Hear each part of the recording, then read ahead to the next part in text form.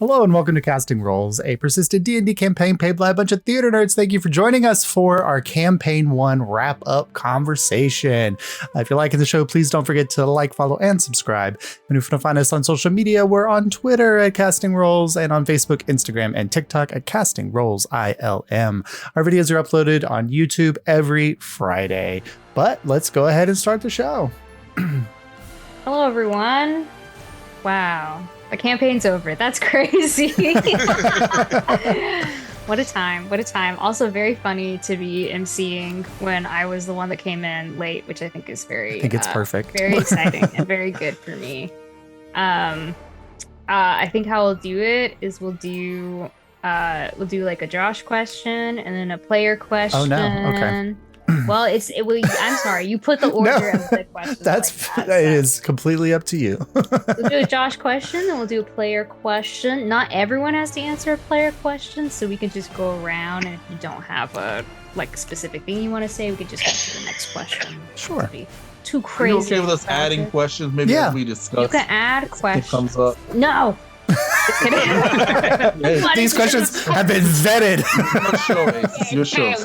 We stuck to the pre-written script. The anonymous kangaroo vetted our questions. We've never improv a day in our life. Anything. Never made a change suddenly for no reason. This was all written. This has all been scripted from the beginning. Damn it, and we're not about to change the longest scripted TV series. We'll do like question for Josh, question for players, and then if we think of something on the in-betweens in there, then we'll squeeze those in. I think will be good. So let's get this started. My God, I'm so emotional already. But so we're kind of jumping to the end of the campaign here. The first Josh question is, how did you decide who survived the border battle? Wow, we're starting with something very bright and happy. So some of them I knew were going to join you at the final fight, so they weren't in the mix. But I did have a luck check roll for everyone else. And so it was the dice decided that Thornton Braid died and that Kratos Hawk died. And that your father survived. Yeah. But for the most part, it was just a random one. Field Marshal Alana, who you met in episode 2, I think, survived. So yeah. Was that the along the road where we passed? Yeah. That kind of revealed that they knew Marlowe's order. Yeah. I got really weirded out by her for it. I was like, it was really fun. Okay, cool. I like it. Yeah, that was tense. Very tense. But I like how you slowly revealed it over time too. So we were like sweating a little bit, which is always fun. Yeah. Yeah. Well, there were so many, for mostly Marlowe, very close relationships in that fight. Yeah. Well, I think it's an interesting irony because it's like Mar thought she was such a sequestered, not close to anyone individual. And by the end, she almost had the most physical connections of everyone. Yeah, that's true. Volmir, Callian, and Amalia were all on the table, and I rolled for them. Ooh, interesting. I love it. All right, we'll go to player question. All right, probably need to marinate on this for a second, but what was a favorite moment for each character? If you have one for some of the other characters, or you have one for your own character. I know Ronnie's right out of the gate, which is ever since he said it, I've been like, I don't know that any of us are going to top this, which was the.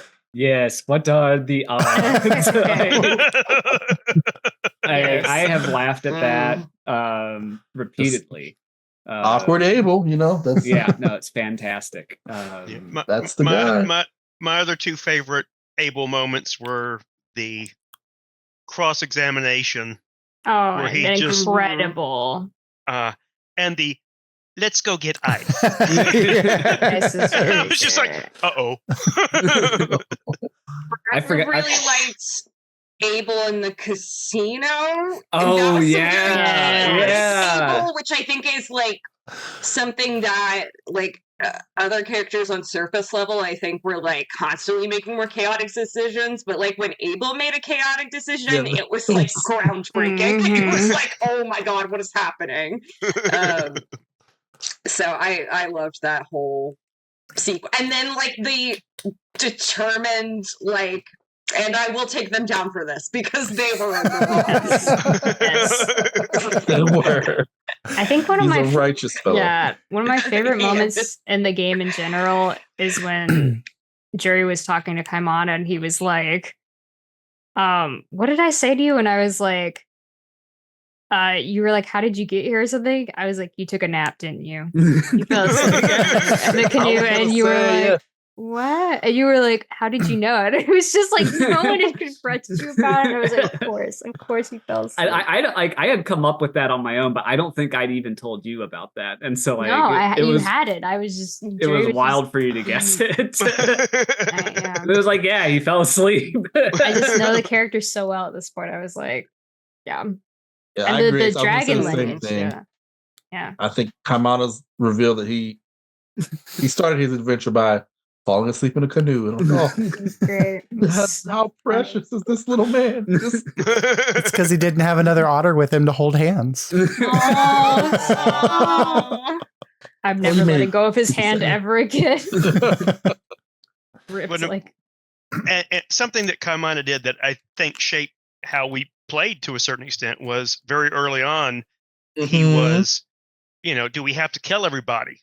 Mm-hmm. Can we talk to him first? And it's like, okay, we'll try talking, but what if they don't respond?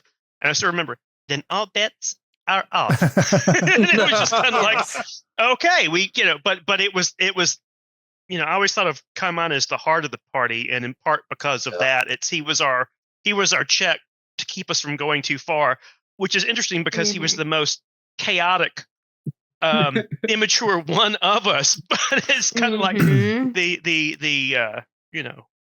mean, he was the one making sure we never committed felony, but he would never say no to a misdemeanor. Hey, I know people who live their life like that. So no, don't do that. That's 5 to 10. I think another thing I really liked was before Jerry joined the Ticket Takers, he just called himself an independent contractor. I kind of forgot about that for a little bit until recently, when Jerry you guys would do anything and he'd be like, and I'm an independent contractor. And I was like, what a stupid fucking thing to say. It was so funny. Jerry, there were a couple moments. The big reveal is up there because that's always such a good one. But just recently, I can't stop thinking about him fireballing the room after saying "I love you." I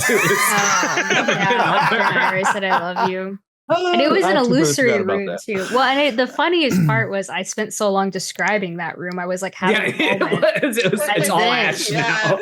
And Josh was like, "It's illusory. You don't have to." And I was like, "No, emotionally, this is what would happen to the room. Like it was fucking destroyed." That and the dimension door with Yorian. Oh god! Because none of us saw that coming. And it was just like Josh included. That to Feldspar was pretty crazy for Jury's character. Like I think that really like cemented. I think like Jury's like role in the party. Also changed how I was building that character entirely, which I thought was very interesting. So it just became a totally different character. Well, we could talk about that more later because I think there's some stuff about that. Yeah. Speaking of moments that cemented the party for me, it was Soros and Mar at Lady Haverly's. Oh, they're going through the room and they just time. walk out in the door, because to me that kind of cemented who Soros was, because I'd had come up with the idea of, hey, this woman keeps things in cages. She has to die, because I'm so opposed to that because I was in a cage. But but having Mar to go, okay, no, we really are the good guys. We're doing something bad, horrible, but it's because this person deserves it. And we're going to not turn into that person. We're not going to be so callous, but just this understanding and it felt like, for me as a player, having a lot of trust in Jace, it's like, if Mar ever comes up and says, no, that's too much or pull back, because of that moment, he would do it. And so, and that combined with our constantly flanking and the fact that we were complete dex builds with insane AC, that kind of super flanky. It kind of clicked into place for me right there. Yeah, I felt like often Source and Mar were like the most similar out of the party in the way they like acted sometimes, and I really liked that. Yeah. I love that Lady Haverly moment because it helped to like set certain dynamics in the party of Marlowe and Source were the types where like there's dirty work that needs to be done. Okay, we're the ones that are going to do it. We don't want to. By that time, we'd already established Kaimana was like the moral compass, and I was fully ready to be like a murder hobo. and Kaimana pointed out, like, changed my approach to my play style with Abel, because I was going to blow shit up. Like I wanted to blow shit up. I was like, oh man, yeah, we can't just go around killing people. It's Abel turned into like our diplomatic cover for a little bit, which was but I think that's kind of like that moment with you pointing out when we were like just. I think we were killing kobolds left and right? And you were like, do we have to just murder them? And then, so that helped like kind of set dynamics. And then Lady Haverly with Marlowe and Source, like it helped, like, all right, there's, like I said, dirty work needs to be done. We're willing to do it so the others don't have to be tainted. And it kind of set up certain roles for us. I liked those moments as far as that. Because Rob, you were the one that came up with the idea of, we don't kill her, we leave her in the room with her consequences. Like, and I really liked that because I felt like that became a lot of, for me, like how Mar looked at things was like this, like you get like the just consequences of your actions, so it's not about like, proportional justice. Proportional justice, I think, in a way that worked really well for like how Mar saw things in a way that I hadn't necessarily thought of as a player when doing games like this before. A very good point. Yes. All right, let's. We didn't do Marlowe. No, we didn't. I'm trying to think of my favorite one. Marlowe had a couple emotional moments. I this recently. I woke the dragons up, and I just want to say that role was so fucking cool for me. That was so awesome. The first time doing Witch, and that's my second favorite role of the game because my first does have to be making sure Source lived.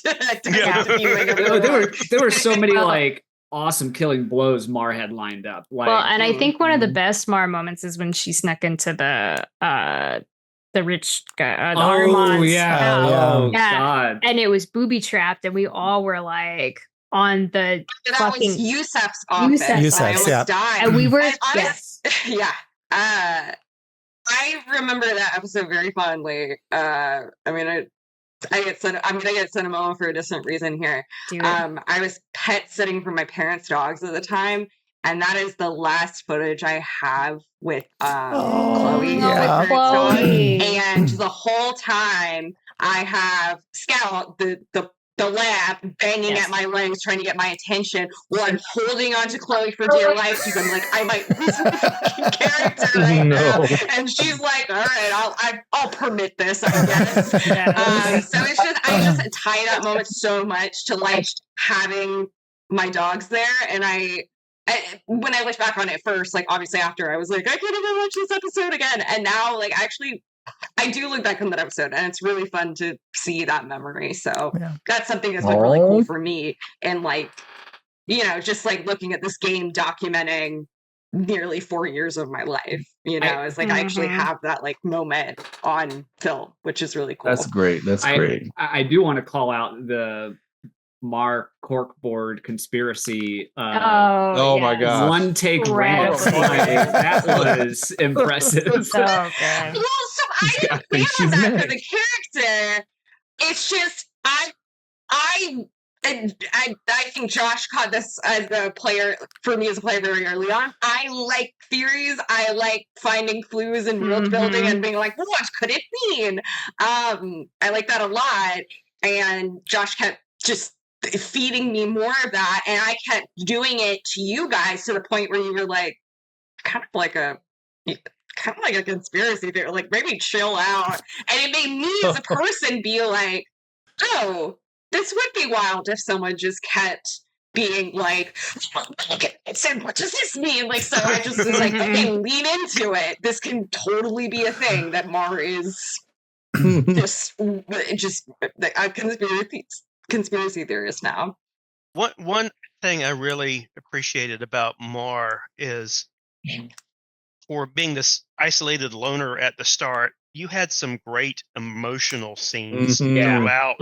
And doing things like the outreach to Vicus, where it's just like, where it's just like, hey, I know what it's like to be alone, and I'm not anymore, and you don't have to be either, and getting that understanding where a lot of people are like, oh, it's a Rakshasa, oh, what's going on? Is he good or is he bad? And just going, let's just cut through.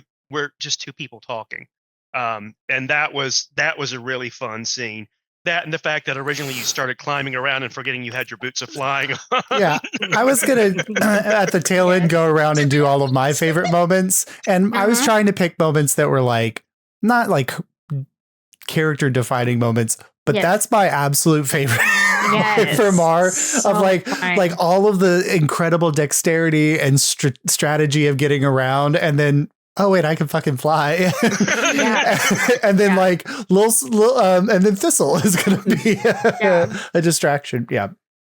Yeah. Oh man. I did have some great emotional moments. Mar had some good, like foils as far as NPCs to play off of. Oh yeah. Well, the fact that Ace and I also talked a lot about how Jury and Mar were kind of foils for each other very early on, and then it continued in ways that we both didn't really fully realize. Especially with Ace randomly picking a name off of a list of the nobles. Yep. And it happened to be the one that I made up. Yeah. Because that was Amalia. Yep. So funny. I just get and you were like, that's a cool name. I'm using that for my character. And it just connected us. And it was so cool. Very awesome. I love it so much. I also think about all the time how Yorian gave you your first rogue level. Like that always sticks out to me as like such a weird, interesting character thing. Like it's very fun to think about now in retrospect. It was very fun to think about. Yeah. And it was very weird for me to like justify that as a player when we like learned about like, oh, you're insane. Oh no. And to be like, okay, like I'm not gonna kill this guy because when like I don't think I would anyway, but I also like owe him. So I was like, all right, bitch, like I'll help you get out of this, but I'm not gonna like it. Yeah. It was a crazy time. Yeah. That whole thing was so crazy. I'll go around and finish out the ones. So Mar, I'm like, there are a billion things that you all did that were amazing, and I loved so many of the choices that you did. But I'm trying to do like ones that are small, like Abel's conversation with the god, the cookie mobster, the godmother, and like just like seeing Abel in moments where he just refused to accept the the power disparity and just walked into every conversation with assuming like I'm speaking with someone at my level and like some of that was purposeful. Yeah. Like, and they're beautiful moments and beautiful choices. My favorite moment with Jury is jumping off of the bow of the ship and learning that he could fly. Oh, that was so good. I forgot about that. Anime moment. Yeah. Soris's choice to sacrifice himself to Ahriman to save the party and to save the Lutridians. And Kaimana's decision to wild shape into a wolf and go with Mar when Mar was in werewolf form. Jeez, yeah. Oh god. Yeah. Incredibly good. I feel like that's probably one of the first moments I like teared up in this game because I was like, it's really beautiful. Yeah, that was a beautiful episode. Yeah. I love how none of us were ever afraid to pause for story. Yeah. Oh yeah. Yeah. I mean, I think I feel the best thing about having a theater adjacent game is like we all understand the idea of like sharing spotlight. Like we don't have to learn that secondary as a tabletop player. You know, we already have a lot of those skills.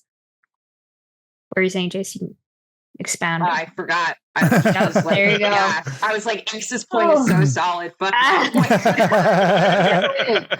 wow, best to go off. I think I was just gonna say, like, tone wise, I think consistently, like, looking back on like favorite parts, it's just like a very good mix of like this was something really character or emotional, and then this was something that was just stupid funny. It was just a really great balance that we had like the whole time. Like something, you know, we would be goofing off for a while, and then Josh would be like, and back to it, and everyone would just be like, great, bit over, we go. Well, and then you all did that beautifully. Grim, and then we'd have like, oh shit, this was some heavier stuff.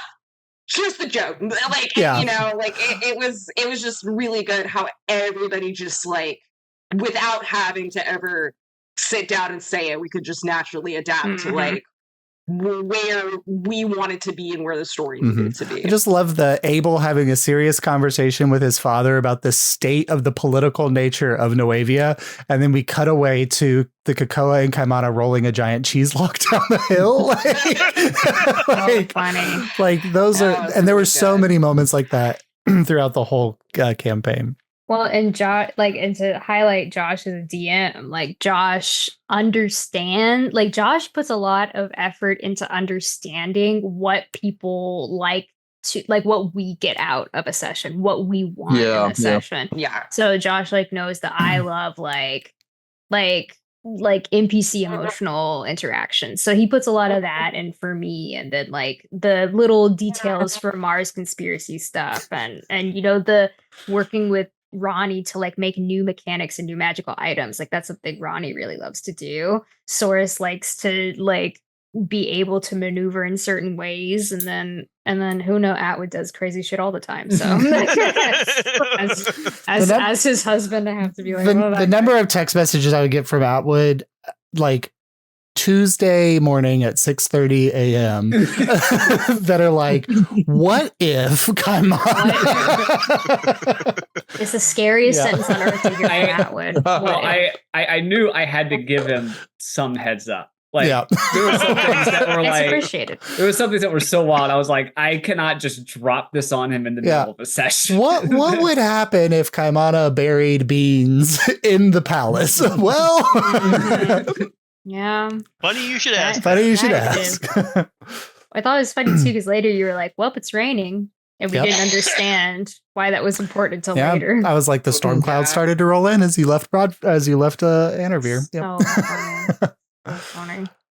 Crazy. I love it. Next Josh question. Oh. Yeah. That leads well into it. Good segue, actually. Yeah, it is. It says, what moment or moments had you scrambling the most to come up with content on the fly? So I unfortunately spent a year and a half preparing the world for this before I even knew I was going to GM for a game. I was building Alyria. And so I don't feel like I had to do a lot of scrambling on like when you decided to go to certain locations or when you decided to interact with certain like elements of the story. most of my scrambling is NPC related of like coming up with an NPC on the spot, like Menorah, like Sigmund the bear, like Sigmund, like these, like those types of moments were the ones where I was like, not necessarily scrambling, but like, this is completely off the cuff and like is something that was not prepared or planned for ahead of time. And I should have read the magic items that Kaimata was pulling beforehand to be like, well, what would a bear be like? But I think those were the big ones. And then some of you made choices that were like in your character were unexpected for me and broke things, like Mars' decision that made no sense at all, like from a planning perspective, but it made perfect sense for Mar to do it, sitting in the courtroom and saying, I just want to look at and see what Volmir's doing, even though Volmir's just sitting there, like blew up a whole arc of the campaign where Volmir was going to remain a helpful NPC for you all for that's crazy. Like and then stab us in the back. Yeah, he was going to like when the shadow attacked the birthday celebration, like Volmir was going to be I threw a Nolly trauma in there because Volmir was going to be one of your supports. It was going to be Volmir and Lunaria. And like he was going to help like try to go with you all when you left the city and travel with you as a way to like spy on the group for his dad. But like Marlo blew that completely out of the water.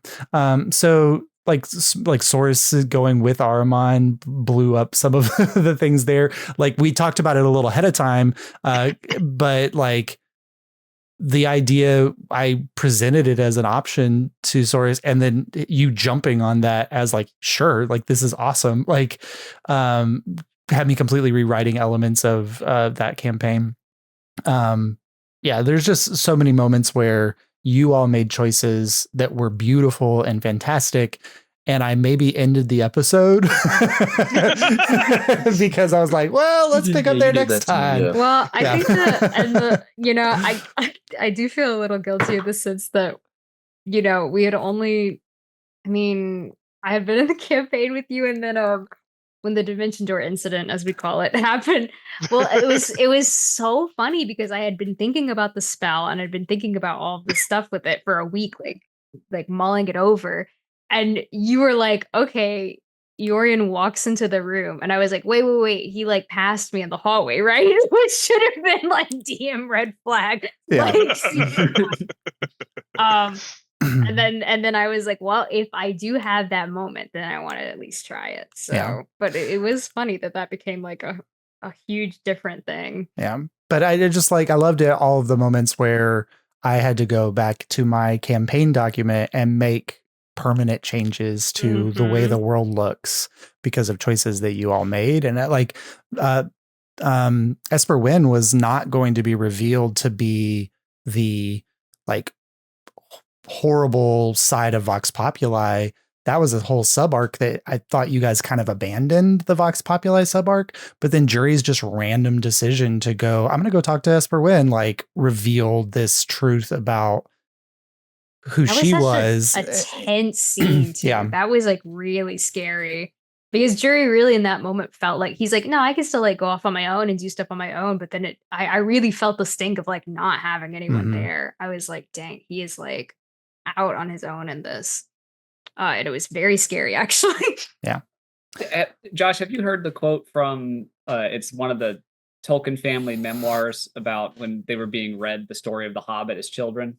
Yeah. Because it reminds me, you like having to end early reminds me of that a lot. And the quote is, my brother Michael remembered that I was greatly concerned with the petty consistency of the story that unfolded. And on one occasion, I interrupted my father. Last time you said Bilbo's front door was blue, and you said Thorin had a gold tassel on his hood, but you said Bilbo's front door was green and that Thorin's hood was silver. At which point my father muttered, "Damn the boy," and then strode across the room to his desk to make a note. Yeah. I mean, we did turn Bolton Coon into a human. I don't know what happened. I think Jury was so fixated on the idea if I met another half-orc, I was going to have like a moment with them, but then I immediately hated Bolton. And so I think I just conjured him into a human in my brain because I was like, fuck this guy. Because he saw through my glamour.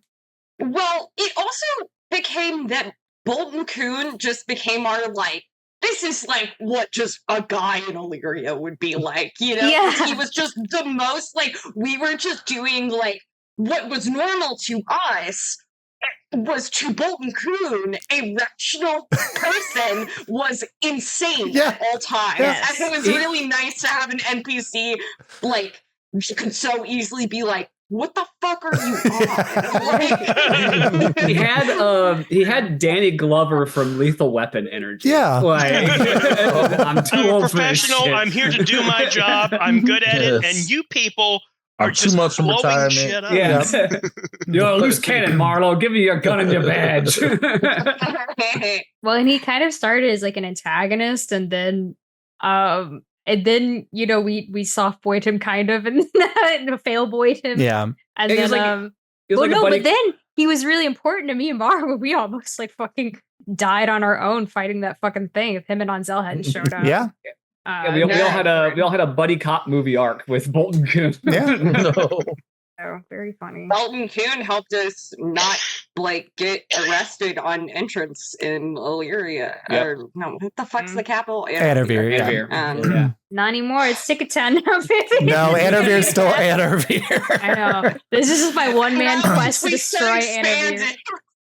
Look, Ticketown's gonna be big. 10 years in campaign 2, all of a sudden the city limits of Broadfield have gone just way like the entire continental area. Oh, Ticketown.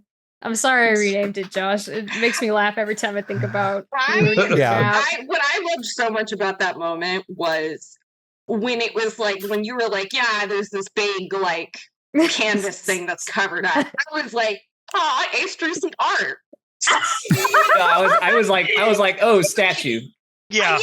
Like something where I was like, oh, this is going to be like some wholesome, like, oh, yes, this is the final image of the campaign. It's some beautiful tribute to, you know, the group or the party or something. And then you were like, it's Ticketown. And I was like, there it is. That's the punchline.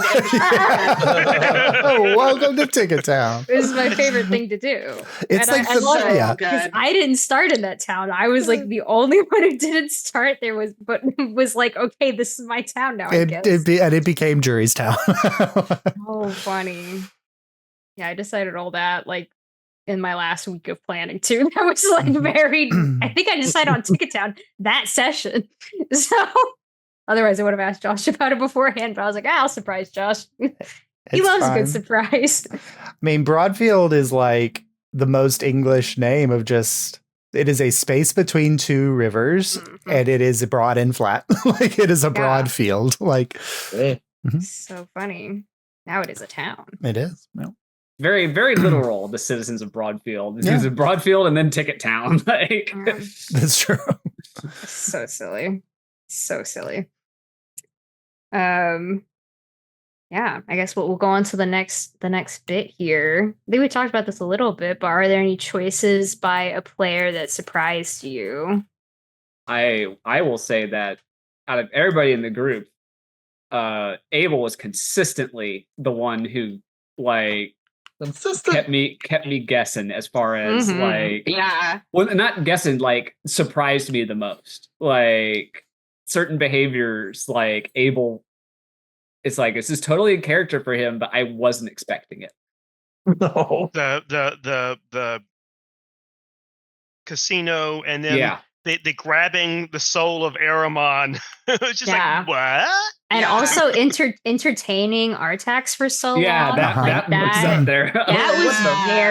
That really showed a lot of Abel. I don't know how purposeful that was at that time or if you were just feeling it out, but that really showed Abel's like willingness to like toe the line for things. Well, I don't know about it. I don't even think it's towing the line. Like I think it fits so perfectly in Abel's character to look at not even that, to look at something and say, this is a tool tools are not in their nature evil. It's how you use the tool that's evil. Sure. And he looks at Artax, he looks at the soul of Ahriman as like, this is a tool that I can use to shift the world.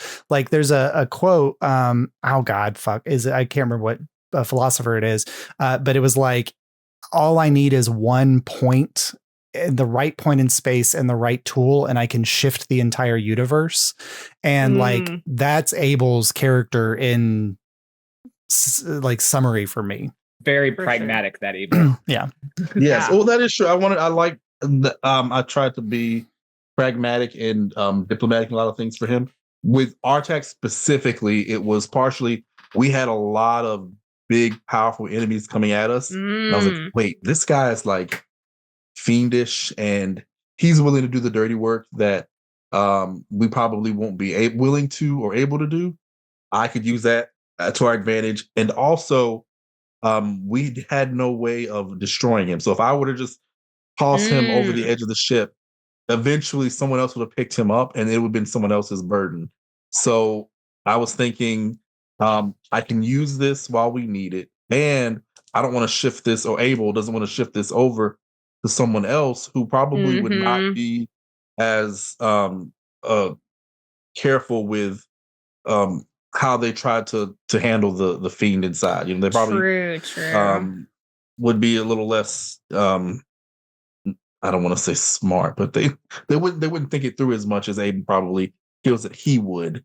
And you know, will try to mitigate some of the damage that the fiend could cause by like you know, sicking him on people who deserved it. But I think it makes like such a beautiful counterpoint because you guys encountered so many people that have the exact same view of the world that Abel does.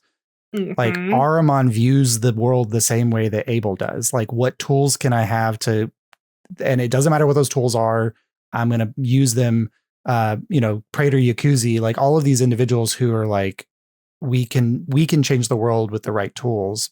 And I think there was a limiting factor in the Abel's own code of honor and justice, but also being part of the ticket takers, I think balances some of that out. Yes.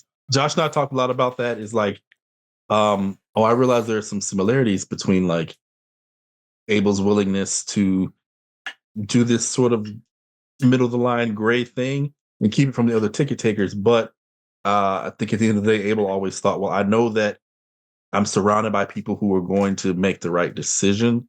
So even if I know that, almost sort of like us, like Marlowe and Swords, like if I have to do this thing to where I can keep other people's hands clean from it, I'm willing to do it. And I know that if it gets out of hand, then the people I choose to surround myself with, they're going to be able to step in and, you know, get me on the straight and narrow. Which is so crazy because that's like unknowingly the same stance your mother has. Like you didn't know that she made those same choices, but like that's exactly what your mom did too. Like it's so cool the way that influenced that almost separately, but it's consistent with it. Ronnie, you're just wonderful. So just you're amazing. I think that's kind of where I was for the most part. It's thinking about Abel's. That surprised me was Mar walking away from the order. I was just about to say that, Rob. Yeah. We knew that Mar did not want to be a werewolf and had things about that, but divesting themselves and going with the rogue build from a mechanical standpoint away from the blood hunter, that surprised me. It's not that I didn't think Mar would do something like that, but it was just kind of like that was a very significant choice by the actor and the character, and it was subtle, but it had a profound influence. I didn't think like in my brain, that decision, it wasn't like, it was something I'd been thinking about since very early on in Anarvir. So it was just interesting to me when you guys were like surprised by it, because I was like, this has been a long time coming, but like, you know, that was just because I had the thought in my head for many months. And Mark had always had resentment towards the order both for things it did and for things it did not do, and that she was putting on it. And really the biggest factor for her leaving, whether she said that or not in that conversation, I think it was being in Alyria and seeing how these like governmental structures and organization, like I joked that Mar was like anti-organization, but like genuinely I think got like was already a radical person, but was like completely radicalized by like their experience doing so much like subterfuge and digging deeper into, you know, what was under the surface of already not great looking people. And so it was really built off. Yeah, it was really coming from that, where Mar was like, I know the things I want to be doing do not align with this, and I'm not going to pretend that they do. Like, I was looking back on every time I did a message, I wrote it in a notes app on my phone. So I've been going back and looking at all of the notes I had, and there is one. Let me see if I screenshot it, because it was so funny, if I can get the wording on it. But it was basically like, it was me saying like, hey, Kellyanne, I'm about to commit a felony, probably. Sorry if you hear about that. And like, I was like, Jace, there are so many things this could have been. Like, so many things I could have been talking about that I'm not sure. I was like, was it the museum? Was it going into Yusef's office? Like, yeah, in Alyria, but I was like, yeah, it was just crazy. And it was one of those things where I was like, I am limited by what I can do, because it will have to come back on this organization. And whether she wanted to admit it or not at the time, she did have a lot of respect for Kellyanne and didn't want to keep putting, you know, the stuff she was doing on Kellyanne and their order of 4 people. So for jury, it was more of a player choice, I think, than a character choice. But the decision to lean into sorcerer after like the unveiling of the Fae ancestry was like, I think that like made jury's path so interesting in the latter half of the campaign.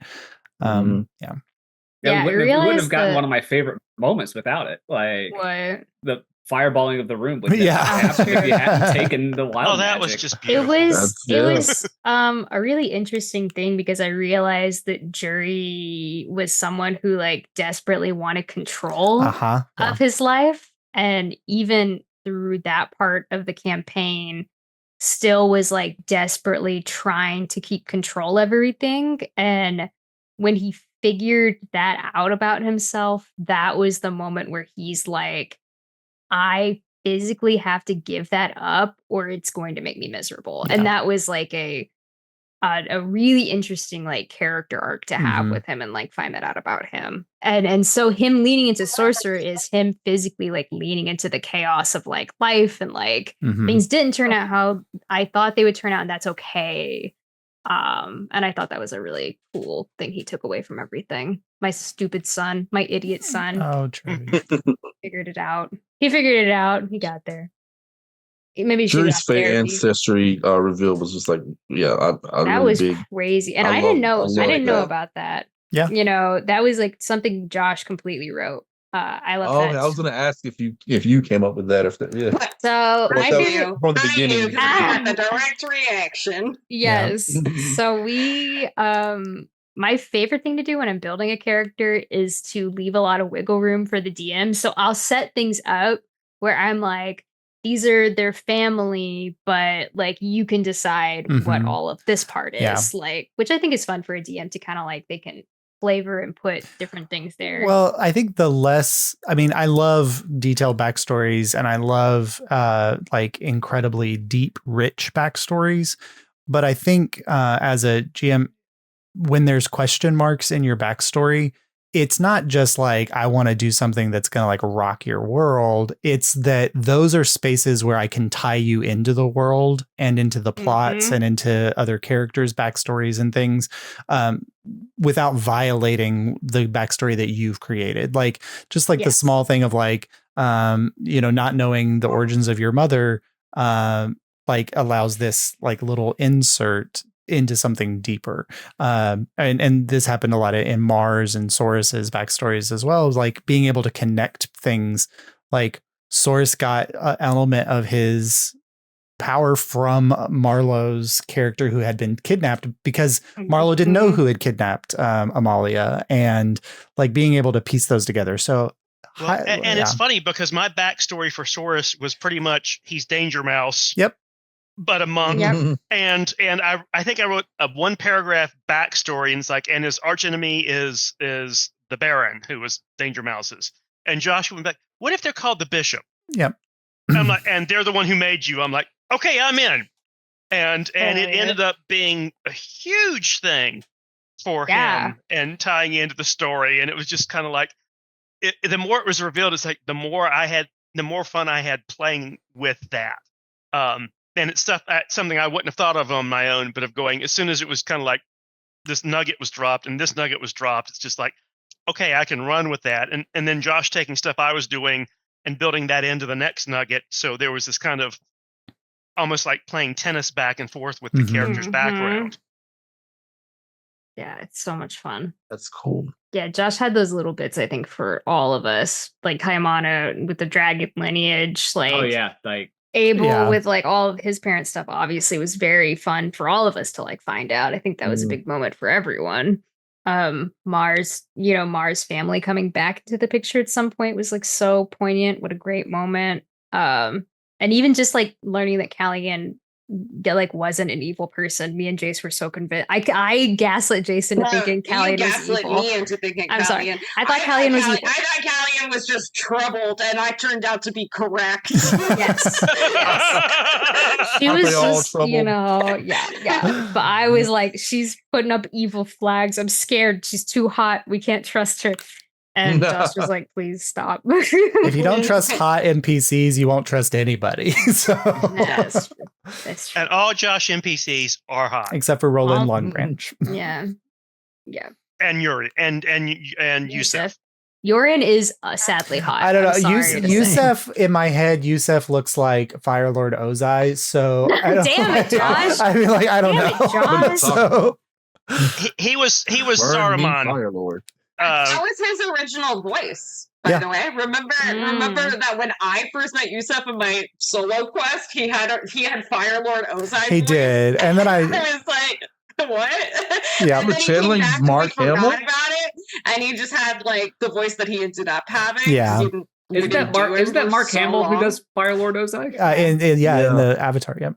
Also, incredible tie-in that Jace's joke the whole time was Yusef only has 5 hit points. He only has that, and then when he came back as the like amalgamation creature, that was 9 hit points specifically. Funny. He was a noble. I looked it up. It would have been 9. Yeah, so. It's 9. That was the funniest shit I've ever seen. That was really funny. Oh boy, I loved being right about Yusef. I love being right in general, but I loved having been right for like 2 years. Yeah. And Source had a plan to take Yusef out, and I deliberately didn't do it because he was Mars kill. Yeah. Mark claimed, and so it's just like, okay, I was going to use the Shadowfell to sneak in and pop out and stuff, and just like, nope, he's not mine. So that's another thing I love about Marlowe and Source is them like claiming their victims. Yep. It was like it had the same vibe of like Black Widow and Hawkeye in the first Avengers movie. Yeah. Like in combat. It's like you and I remember Istanbul real. very differently. Oh, that's so perfect, actually. For Kaimana, it was not surprising because I thought that he would do it. But when I gave him the opportunity to talk to Caiaphas, like leading into that, like I thought that he would do it, but like him making that decision altered the course, I think, of Kaimana's character in the last 20 episodes.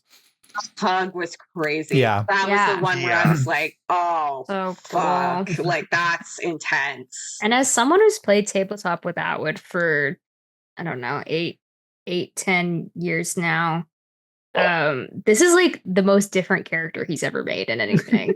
It truly is a very unique character to his play style, and probably my favorite, honestly. I love him quite a bit. So, well, I remember when, I don't know if y'all know this, but when I was going to join the game, I was like, Josh reached out to me about it, and I was like, look, I won't join this game if you want to think that's just your thing to do.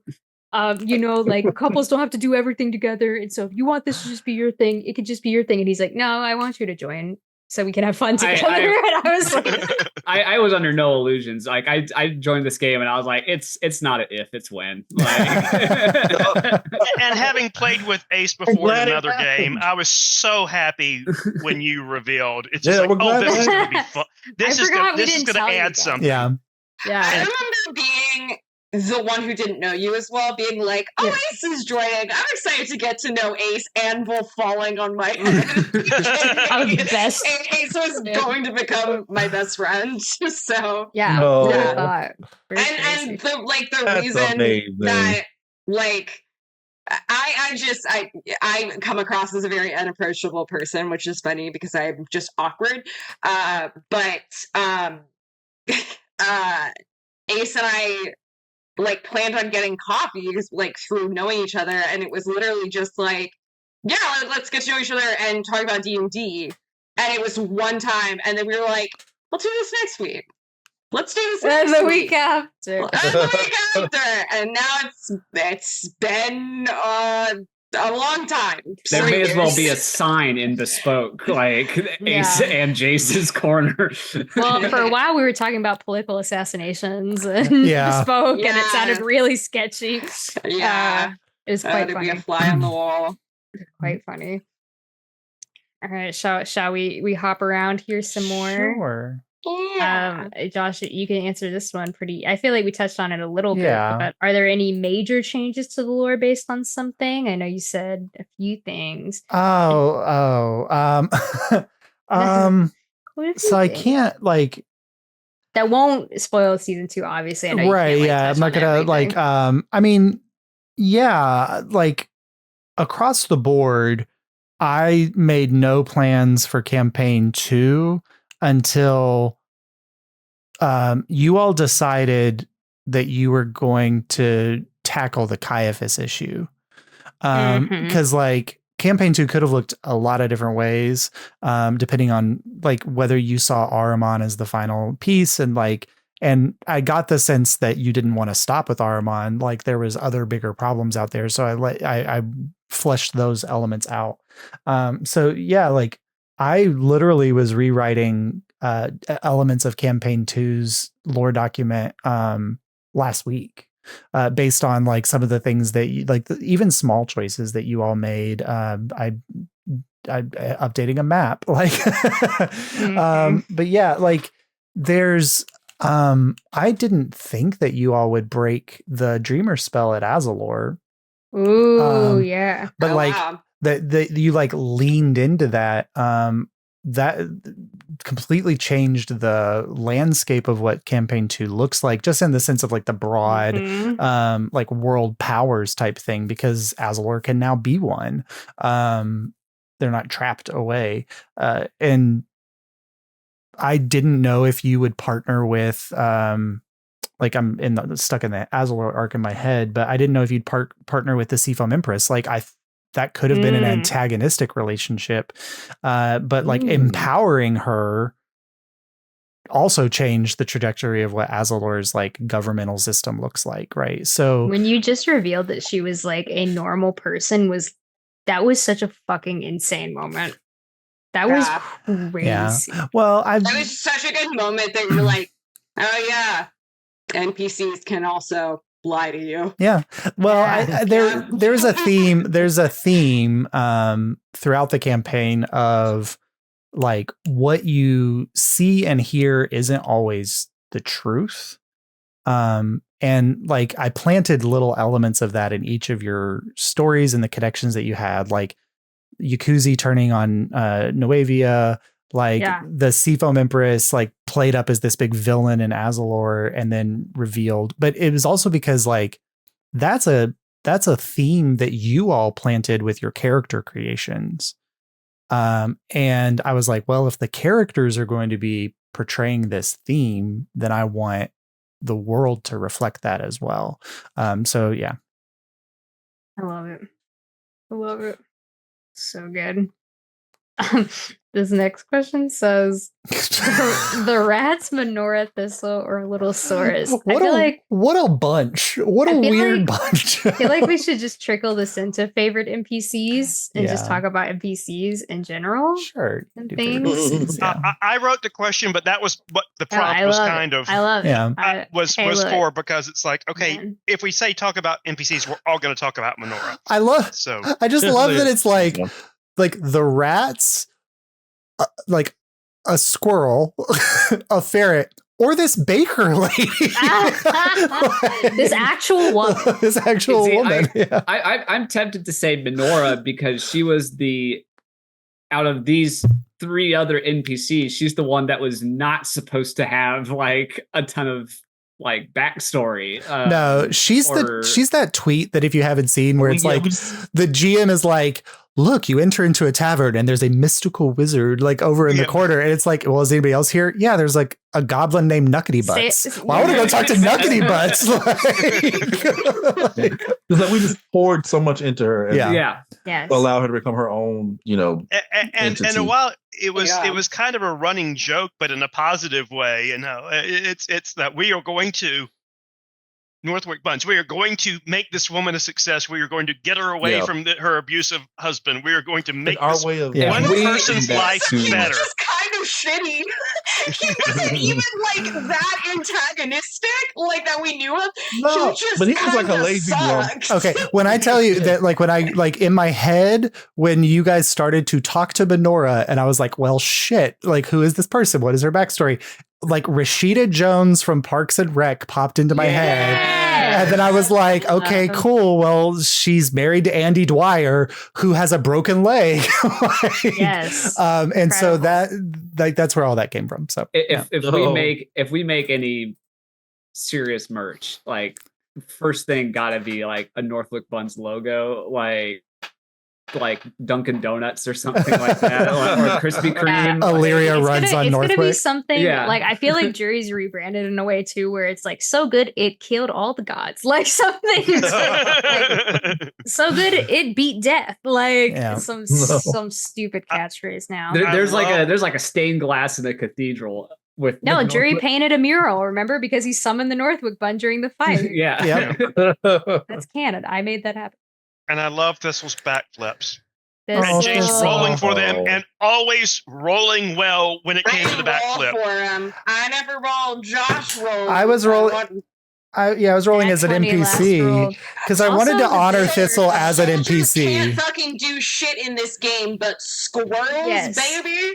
Well, also, whatever there was the bit where Jace, remind me what it was, but Thistle was like distracting a guard at a window or something. That was so funny. That was the Vicus thing, That was the Vicus thing. Yes. I also, in Azalor, I think very early on was like, Thistle, go swing out and start doing backflips in the ocean. Yes. And to the Empress's squad.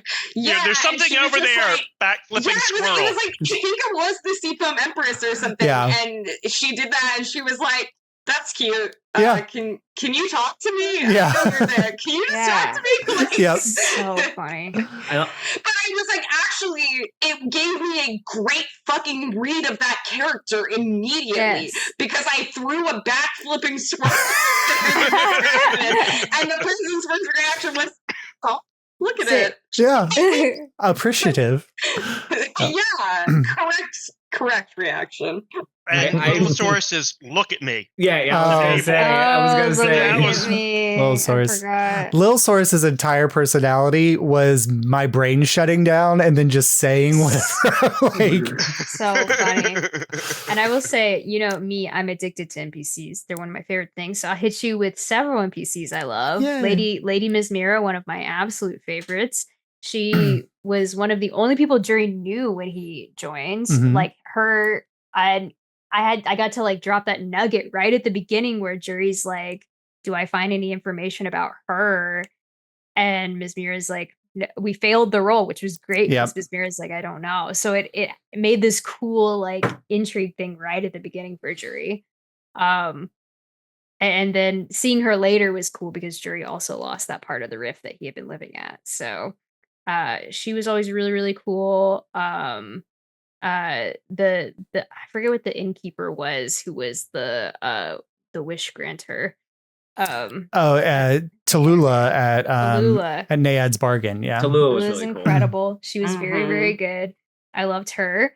I loved the tailor who did all our clothes at Anarvir. They were incredible. Oh God, his name is leaving my head right now because it was like two characters. It's like fantastic. I my notebook somewhere. And then of course we have Bolton, who incredible as always, Bolton. And then my favorite thing is when I was having a conversation with Josh where we had tortured Jury so much with Yorian being such an asshole. And we're like, Jury just needs the anti-Yorian, perhaps even a Nairoy. And Nairoy was born as Nega Yorian, and he became the goodest boy. And Jury didn't even really care about him that much until he rolled that random nat 20 to know who my mom was. That was crazy. So where do we think Yorian is now? What is? He's with fucking Esper, fucking around. Yeah, they both fucked off. Are they? What is? They left Anarvir. Yeah. Honorable mention throughout. Honorable mention to Babs. Babs is a great character. Sarah and Babs. And Sigmund. Yeah, and Sigmund. Yes. And an NPC courtesy of Jace, the Corinne Smythe. Oh God, yes. I remember Josh texting me about that and being like, hey, like I kind of want to put in like a Corinne thing, and I was like, yes, and here's what it's called, and here's the menu. Yep. I was so in on it. I was so excited, and that was like months before Anarvir. So all of Anarvir, I was like, I hope we go to this area soon. Very exciting. Xenox Thorn. I need Xenox you to, Thorn, yes. Xenox Thorn was very cool. Yeah. I need you to send me some of Corinne's stuff, Jace. And the cursed magic. I'll pull it up. And he was a PC technically, but I love Tavik very, very much. Tavik's incredible. And Ronnie playing him was so fun. Ravik. Yeah. Oh, Ravik. Tavik was the Goliath. Yeah. I love Tavik and also Ravik. I love them both. I was talking about Ravik, but I also love Tavik. And Sora and the useless mayor who Jury bullies into having a job still. I think is so funny. I love that Jury would not run for mayor. He wouldn't be mayor, but he's like, I will run the city though. That's so funny. Roland Longbranch is Mayor Lewis from Stardew Valley, but like with charisma. Yeah.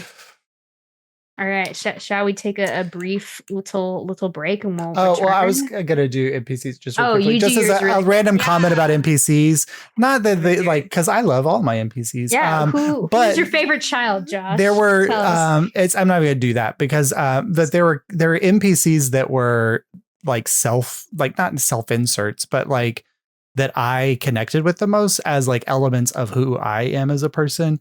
And so Alyria was a self-insert. Love Alyria. Like Lil Saurus's chaotic energy is like certain elements.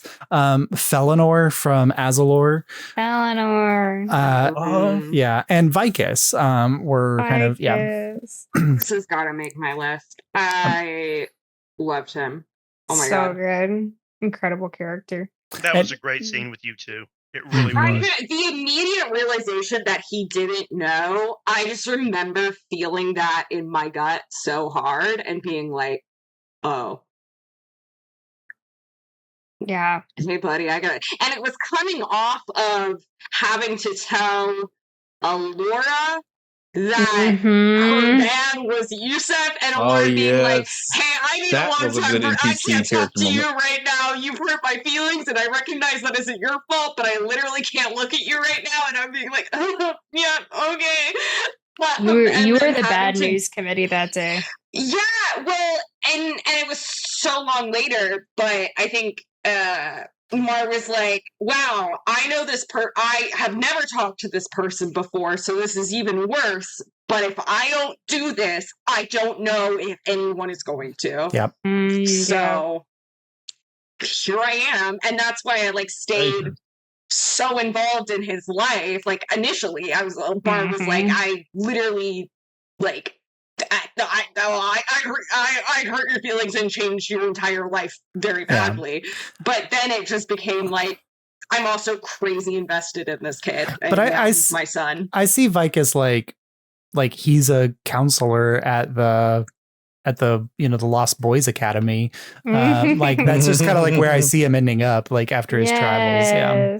Oh yeah. No, he's yeah. No, I took Vicus with me. Like that was. I love that kid. That's my son. Sorry to the ex-queen of Nuavia or whatever. Yes. That's my son now.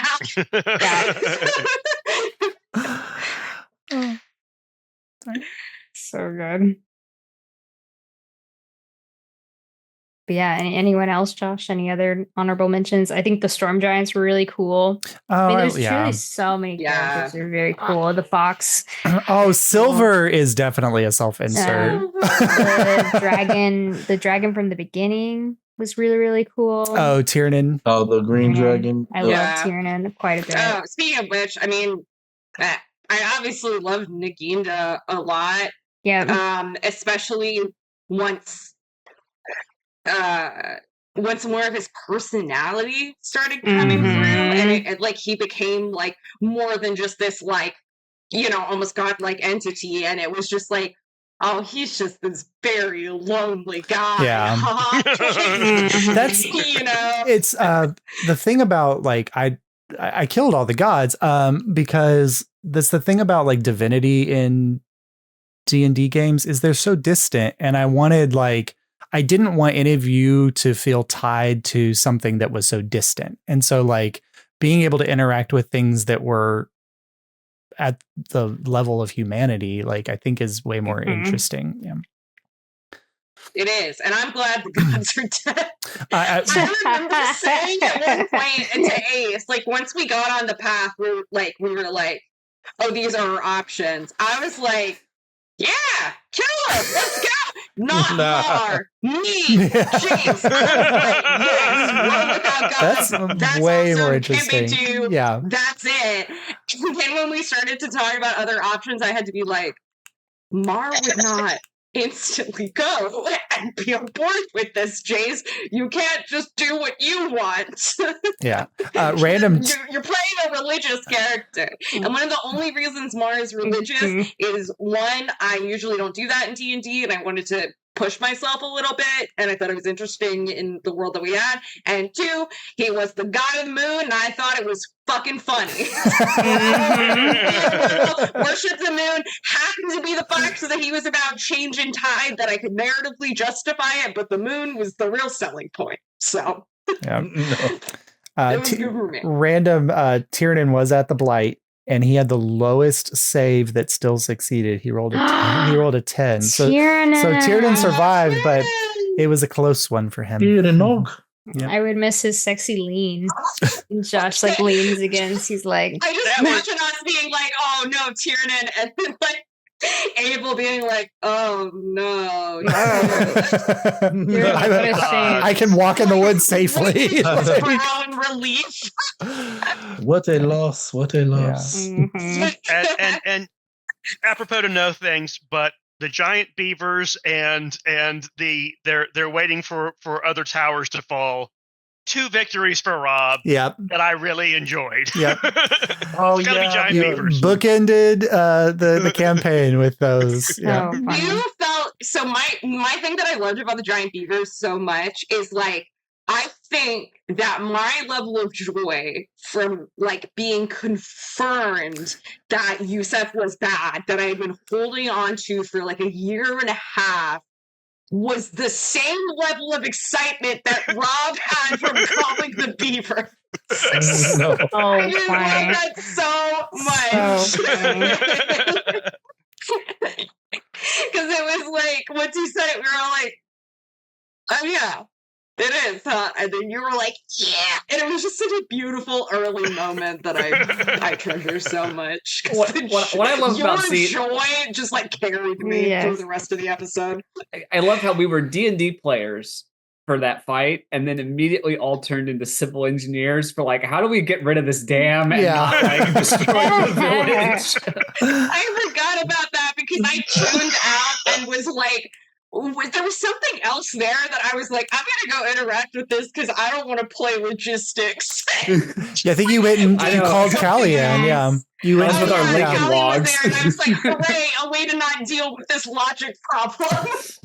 I was really excited that I had an out because I was gonna be no help. Yeah, Rob and me inventing a physics engine for the D&D game, like, to do a source engine puzzle. So silly. I love Very it. good. Well, I have to go pee if we want to take just a few minutes. Yes, take a 5. Thank you, 5. Yeah. Thank you. Thank you. Thank you, 5. All right. Shall we jump back in? Yes. Continue our lovely conversation. Yes. We're talking about NPCs. And now we're back to a question for Josh. I like this says, what would have happened if the Feywild time roll had meant years had passed? Which was scary. That was a jury thing I had thought about a lot. So, I mean, depending on if years had passed, it would have been a very, very different campaign, because all of the things that you stopped from happening would have occurred. Because from the beginning, like I had my different factions and like a calendar of how long they were working on things or when things were happening. And so if you jumped forward a year, 2 years, you would have come out to the Vale. Whoa. Because you did roll that one, the first Feywild one, right? Yes. And it would have been, you would have walked into a world where the only sanctuary was land controlled by a new god who had sprouted up in Ahriman, and him fighting against the Vale. And so there would have been a very interesting choice that the ticket takers would have had to make of do you side with this person who caused incredible pain to Saurus in order to fight back against what was going on. So same kind of conflict, just in a different way. Yeah. Very interesting. That would if anybody would understand picking the lesser of two evils to further your goal, it's Ahriman. Yeah. Yeah. He's like, I have 2 evil options. Excellent. That's my favorite. What would we have done had that been the case? The source was so hell-bent on fighting justice against Ahriman, and I think we all were. I know Abel was completely in his corner with that. I wonder what would have been our approach. Saurus would have put it aside for a time, like going with Ahriman to protect the village. It's like, okay, we need to get rid of the Vale. We can't do it without you, so we will work with that. After that's over with, we're going to have a different conversation. Yeah. It would have been kind of an interesting, because it would have flipped and you guys would have had to tackle the shadow storyline. But then it still probably would have ended with you trying to kill a god in the end. Yeah. So, that's so interesting. But there was a time period where I had 2 documents running. Like when I knew you were going to the Feywild, and you guys made the decision to do that. That I had 2 documents running of like what the world would look like later on, and there was like a whole section where like you come out into Vale and you return to Vale Broadfield and what that looks like, and Ooh, cool. Dude, Josh's brain hadn't been okay. Oh And no! the darkest ending of all. Oh god! Never had a Northrop run again. She like closed. Oh. It's that it'd be like in Baldur's Gate 3 when you don't save the inn. Like no. Oh yeah, none of us know about that. Me looks at Jace. Oh man, that was so funny. I didn't understand the consequences of my actions the first time I did that. So yeah, funny. me neither. Yeah, I'll play evil and like evil and like well, you both did that, and then I was like, "Wait, am I the only one that saved the inn?" And you both were like, "Yeah, I saved the inn." Well, yeah. I did after I loaded my save. Well, you didn't save that gnome, now, Josh. You did kill every gnome. Every single, I didn't kill them. I just didn't save a single gnome in my first playthrough. Josh's friend to some, enemy to others. That's your DM. No, the real enemy is ADHD, and so it's okay. No one likes Will Beer in any way, Josh, according to Twitter. So, he gets better, I guess. This is fun. That's the fun thing. But yeah. What is your yeah? I like this. What is your, so this is for everybody. What is your favorite city and or location? Jury obviously didn't like anywhere, but Ace he tried really hard. He loves Ticket Town now, but my Ace's 2 favorite locations were Azalor, and I really liked the monastery as well. Those were my absolute 2 faves. I'm a big fan of Nuevia. Nuevia was so cool. A huge portion of Nuevia, that's Ronnie's brainchild. So yeah, good job, Ronnie. We had a lot of fun. We had Ronnie, like the campaign 3. Yeah, we like session 0. That we did like in Nuevia and like leaving Nuevia and stuff was so much fun. And so there were other parts that Josh and I got to explore because we did our own little. You do that with everyone, right? Like a little.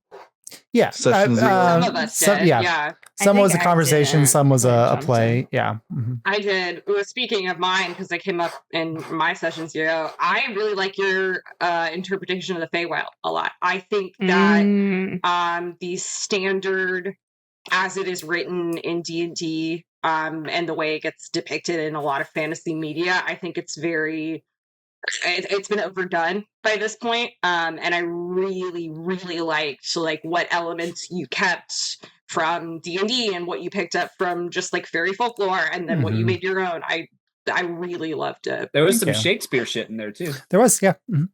That's what I was talking about. Yeah, Titania and Oberon. I liked the Profane Citadel. So good. Yeah. Oh, that shit was crazy. I can't wait to flush those out more, hopefully. It was just one of those things where I think we would have these locations like hyped up to us where we're like, shit's going on in Feldspar, or this is Anordir, there's a lot of like political stuff going on, or this is the Profane Citadel, it's going to be very intense. And like it always lived up to, if not exceeded, like the narrative expectations that at least I had of it, which I thought was really impressive every time. I also really enjoyed visiting Kaimana's people. Yeah. And you got trying to get the baby otters to bathe was just. I forgot about the baby otters. When Jury just got immediately annoyed by it was so funny. I just put to sleep.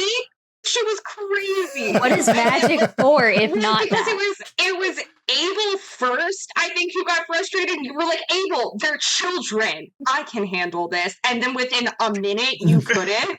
Well, it's funny, too, because Jury's an only child. So to me, I was like, of course, Jury has no idea how to deal with, like Mar grew up with, the most difficult younger sibling on Earth.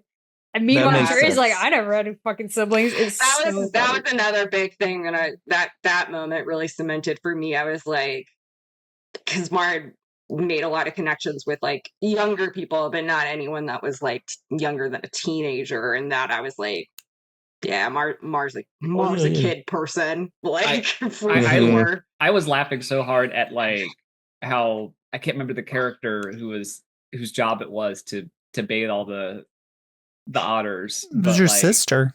I can't remember her name. I can't remember her name. Oh, Kaylani, I think. But something like that. She was like, I would love to catch up, but I just don't have time. I have to, and like didn't even finish the sentence. Like Ace, Ronnie, and James were like, we'll do it. We'll just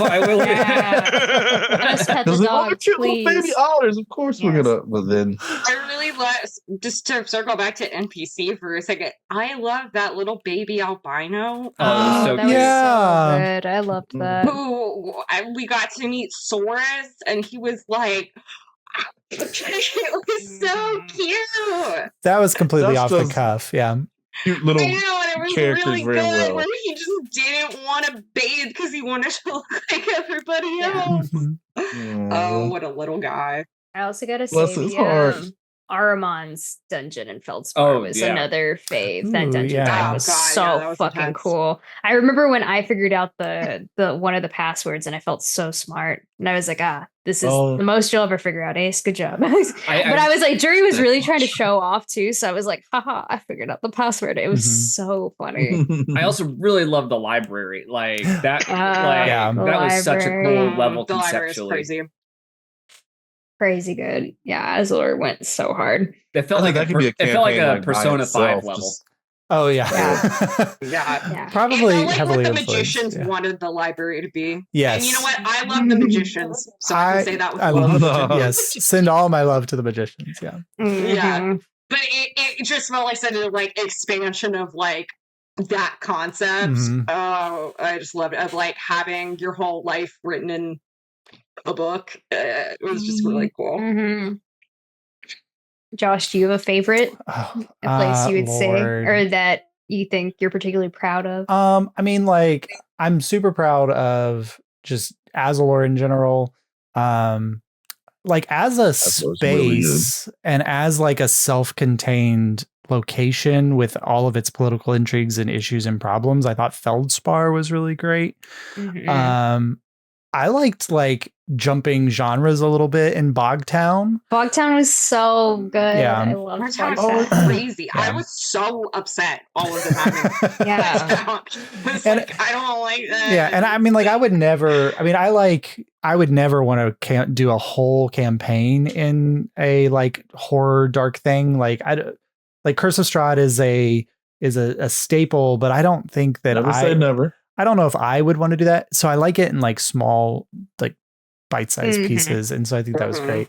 That's funny because Curse of Strahd is like one of the only ones I would run because I'm like, I can make that silly. I can make that fun. Jeez, Jason, I've never played it. Number one fix, Strahd's hot. Go from there. Perfect, yeah. Number two fix, every other NPC is hot. Yeah. I read something on one of the D&D boards where someone posited that, okay, it's Strahd, but they're mafia. And everyone's in suits. And yeah. Don Strahd is asking a favor of you. Oh God, so silly. I love it. Yeah, I think like Anarvir, I don't know. It's really difficult for me to choose, like, because I lived in those moments and creating those spaces for you all. And so it's just like any space that you responded positively to are things that I really am happy with. Yeah. Yeah, I think one of the coolest tabletop moments I've ever had was when you like pulled out to that part in the library. We were like in outer space all of a sudden, and there was like you're on the moon. It like literally blew my mind a little bit. I was like awestruck by that part. It got me very good. Yeah, and there were several rooms of the library that you never got to see. The Ahriman's whole campaign in there. You could have a whole campaign in the library. Like the magicians. The Ahriman's pocket dimension had many spaces that you didn't get to explore. So I think the library is just like a single piece is probably my favorite thing that I've designed. Oh, one place that I really like is location. Sorry. No. Go ahead. Go ahead if you're expanding. No, you're good. My fear was that I had told you about like, oh yeah, and I want to do the shop and I want to like have all this for Corinne, and then you put the underground fighting. Well, that made me really happy. That was like that was a like Naveen and Corinne are business partners. I was like, that's the Naveen part. Yeah. And Josh, you do a great job at playing stupid characters. Thank you. Not every smart person can pull that off. Twine is one of my absolute favorite NPCs. Twine, I love. Yeah. Miss Twine. What were you gonna say, Ronnie? Yeah, Ronnie. One of my, it's not a city, but my favorite locations. We did the heist in the museum. Yeah, I like the descriptors of like the traps and all that stuff, and it was very easy to visual. Which everything you described really was easy to visualize. It was described so well, babe. But Jury's least favorite place. Yeah, the museum was just so cool. Just imagine that final fight in there was absolute fucking wild. Yeah. Yes. And the Dane's estate. Dane's mansion. The jury and I yes, looting so down cool. to that basement. That was awesome. Yeah, that was tense. So tense. There are rare moments I think in a Dungeons and Dragons campaign where I've been more terrified by a moment of like, oh, that was crazy. Mm-hmm. And another thing not what I thought we were getting into. Another thing we never 100% solved too. Like we never. Oh, yeah, that shapeshifter is still the froggy thing. Oh yeah. The slod. Yeah. Yeah. Which made me paranoid for the entire rest of the campaign. So thank you for that, Josh. Yeah. The whole time so just as random things, if portals had not been controlled by Persephone and she had lost concentration on keeping the portals closed, the Rakshasa would have returned to try to kill Abel, and the Slod would have come back to get revenge on Marlowe and Jury. Oh my god, we locked them out, Bestie. Yep. Like I had some specific like characters that you all had put down, and they would have had long enough to like reform in the hells that I was like, they're gonna come back and like ignore everyone else on the battlefield, and this one's going for Jury, this one's going for Abel. Yeah. I love that it was like a waiting room where it was like, if you've been personally victimized by the ticket takers, wait here to enter your press portal. It's that place from it's that waiting room from Beetlejuice. Like, Yeah, they've all got their number. Yeah. But it's a crossover with Mean Girls, where it's like, if you've been personally victimized by the ticket takers, please. It's like, so yes. funny. Yeah. I do want to say, Josh, like not a specific place, but you kind of touched on it about like, oh, we didn't get to that room, to that one. Like, I don't regret this, but I do feel like we were sprinting through the Louvre. Like, oh yeah. I was like, oh, what's down that way? We got to get to the Mona Lisa. We got 2 minutes. Yeah. Well, and we had been in there earlier. Yeah, and there are places that like you guys never got to explore. That I was going to ask. Well, that could lead us into our next question. Oh well, go ahead, Ronnie. If you had a specific. No, I was going to ask if were there places that you wish that we could have gotten to. Well, you were excited. I kind of fleshed out areas when I knew you were headed that direction. So like when you all were like, yes, we're going to do this Feldspar mission, I was like, cool. I knew what was happening in Feldspar, but then I got to flesh it out. But there's like little places that I think are really interesting in the world. Like if you'd ever made it to the Veltland, because there is a whole campaign where you guys went down the Star Speaker route and you were investigating what was happening with the Star Speakers, like, and then that would have taken Marlowe back to their home. Like there would have been a whole element of that would have been really interesting. The Mount Adronis region, Field Marshal Alana was placed as a like, hey, weird things are happening in the Mount Adronis region. Like we're dealing with veil incursions there. Like, so you could potentially go to the the Garden of the Gods there, and Mount Adranus, you would have stumbled on the Lightbringer training camp there, and where the Guardians were trained. Like, there's just like little things, like you never made it to Cindervale, which is really cool. Like, Cindervale is built in a mountain, but it is all machinery on the inside. So it's like, it's this mountainscape, but when you walk in, it's just gears and things. So there's like a lot of places that I would have enjoyed fleshing out for you all, but I think the story went where you wanted to take it. So yeah, and that ties into the next bit was is there a tiny detail that you think no one would notice, or that you think the party missed that was kind of more of a minor thing? Lord, not with Jace with us. Yeah, Jace would text me at 2:00 in the morning. Yes. With a random. The duality of me and Atwood.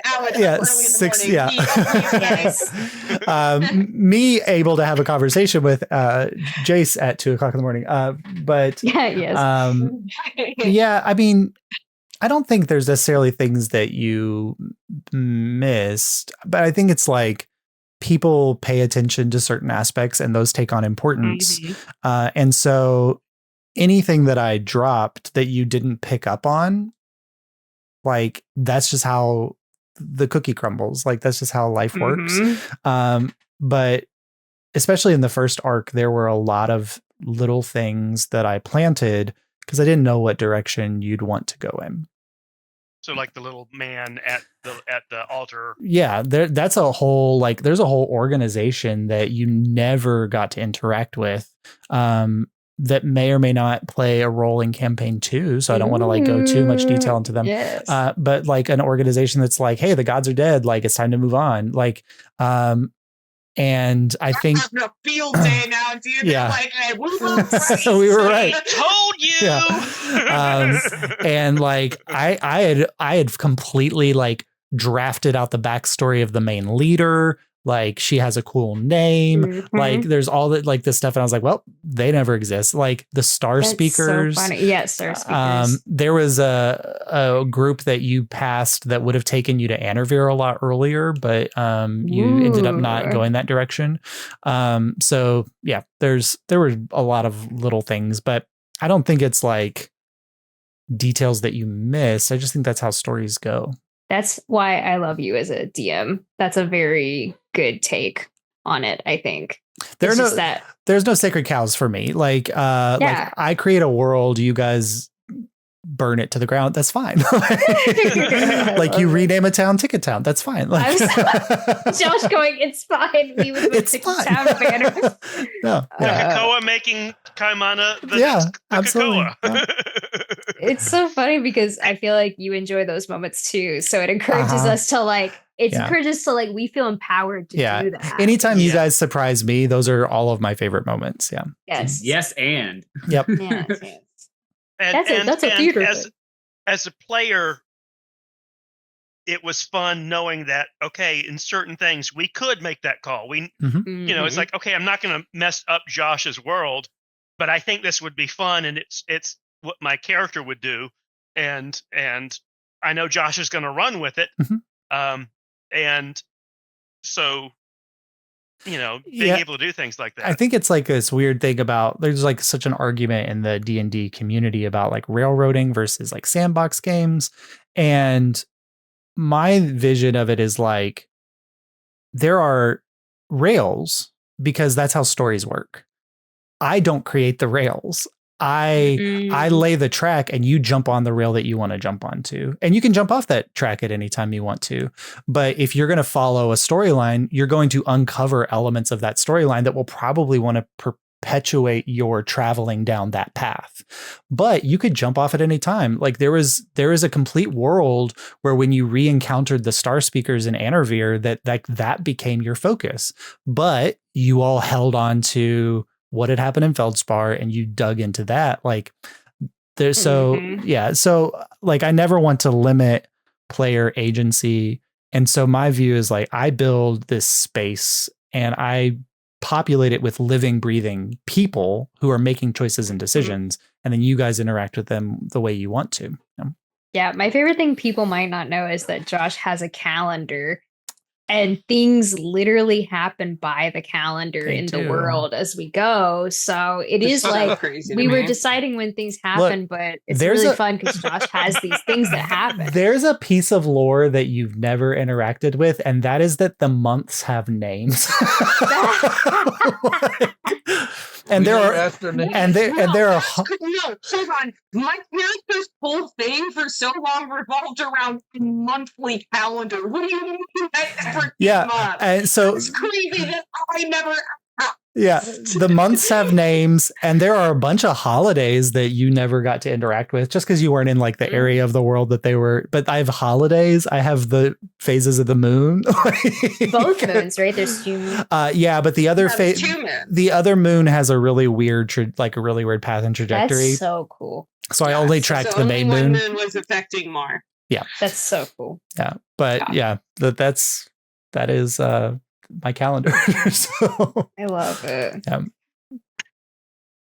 I love how I feel like this campaign got you in tune with what a waxing gibbous and a waning crescent were.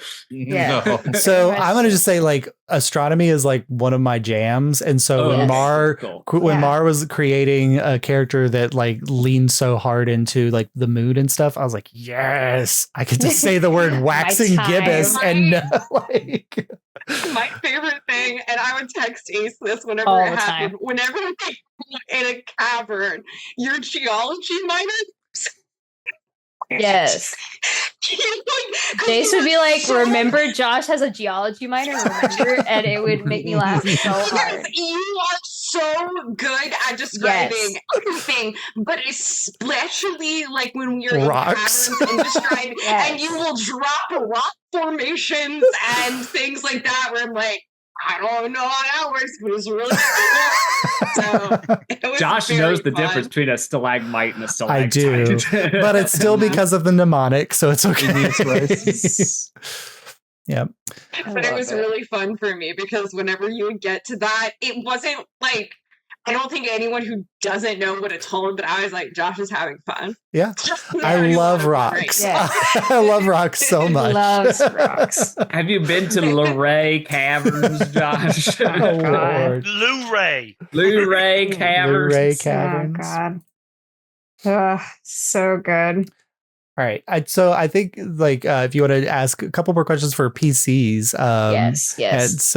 And then I'll do the prologue thing. Yeah. Mm-hmm. I do. I think we can sum up a bunch of these by just saying maybe what was the most transformative or like the biggest moment for your character, or what's like a super special moment your character had. And then I think I really want to hear everybody's like relationship moments between you and another PC. Yes. Because we talked a lot about NPC relationships. Yeah, because we could do your favorite moment and then your favorite moment with the PC. Yeah. That'd be cool with a different player character. Yeah. I know that like there were 2 moments that were super important. The one moment that changed Jury's character because he was originally envisioned as a cool spy guy and he was supposed to be cool and not a big fucking nerd.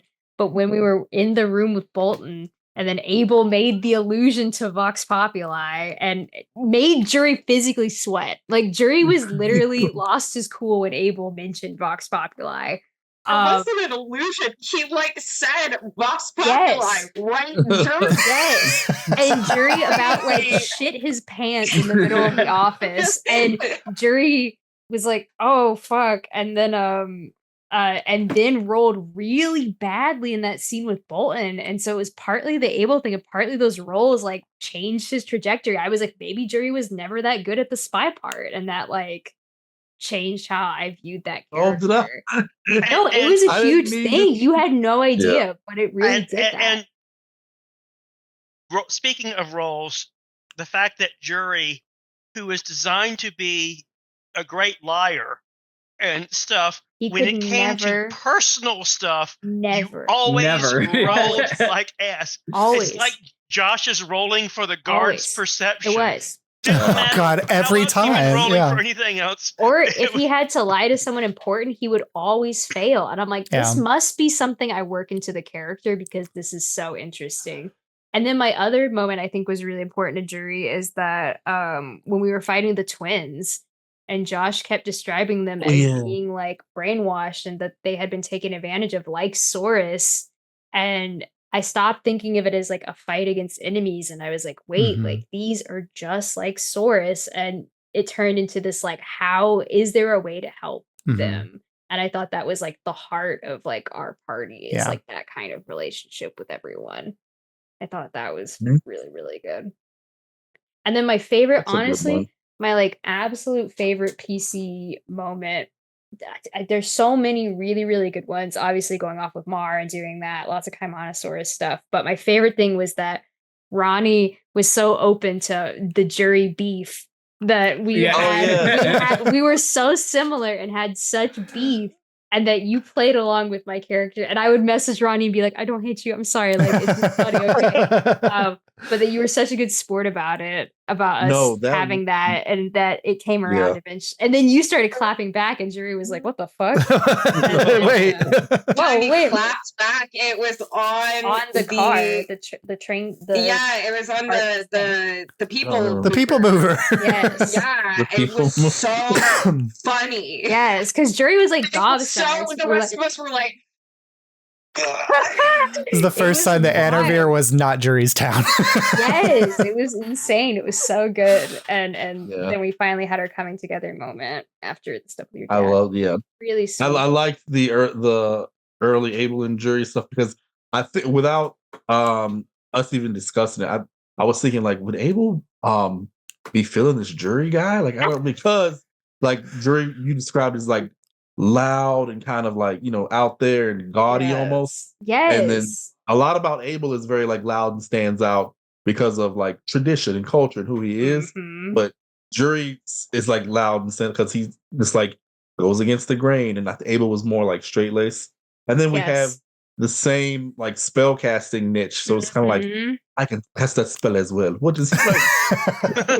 It was kind of thing, like there might be a little rivalry there, and then like they started jabbing like at each other, like when you would jab at Abel, and he's like, I'm going to rise above it, and then eventually it's just like it was I'll tell you what you did, Ronnie, that was really cool. That like part of it wasn't the character I was playing, but also like me as a person, like it's hard for me to be off-putting to someone who is a PC, because I'm always like, this is a collaborative storytelling experience. Like, I really don't like making waves, especially with like a new person in the group.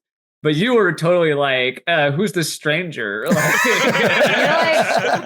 y'all are really chummy with this like really sus dude all of a sudden. Ronnie was really, and Abel were both really suspicious of the Iris connection. You were really strongly against that, and you didn't let my character charm you immediately with that. You were like, whoa, wait a minute. Like, you have to prove to me that that's not you, which I thought was really fun. I really love that. That was that first like sort of headbutting that was going on between Abel and Jury just made it all so much more believable. It was great. And also honorable mention to when Jury came back from the balcony and rolled that nat 1 and bonked their head on the railing when they were trying to have a serious moment with Mar. That's honestly made me like one of my favorite roles I've ever done in my entire life. When I bonked my head on the fucking railing.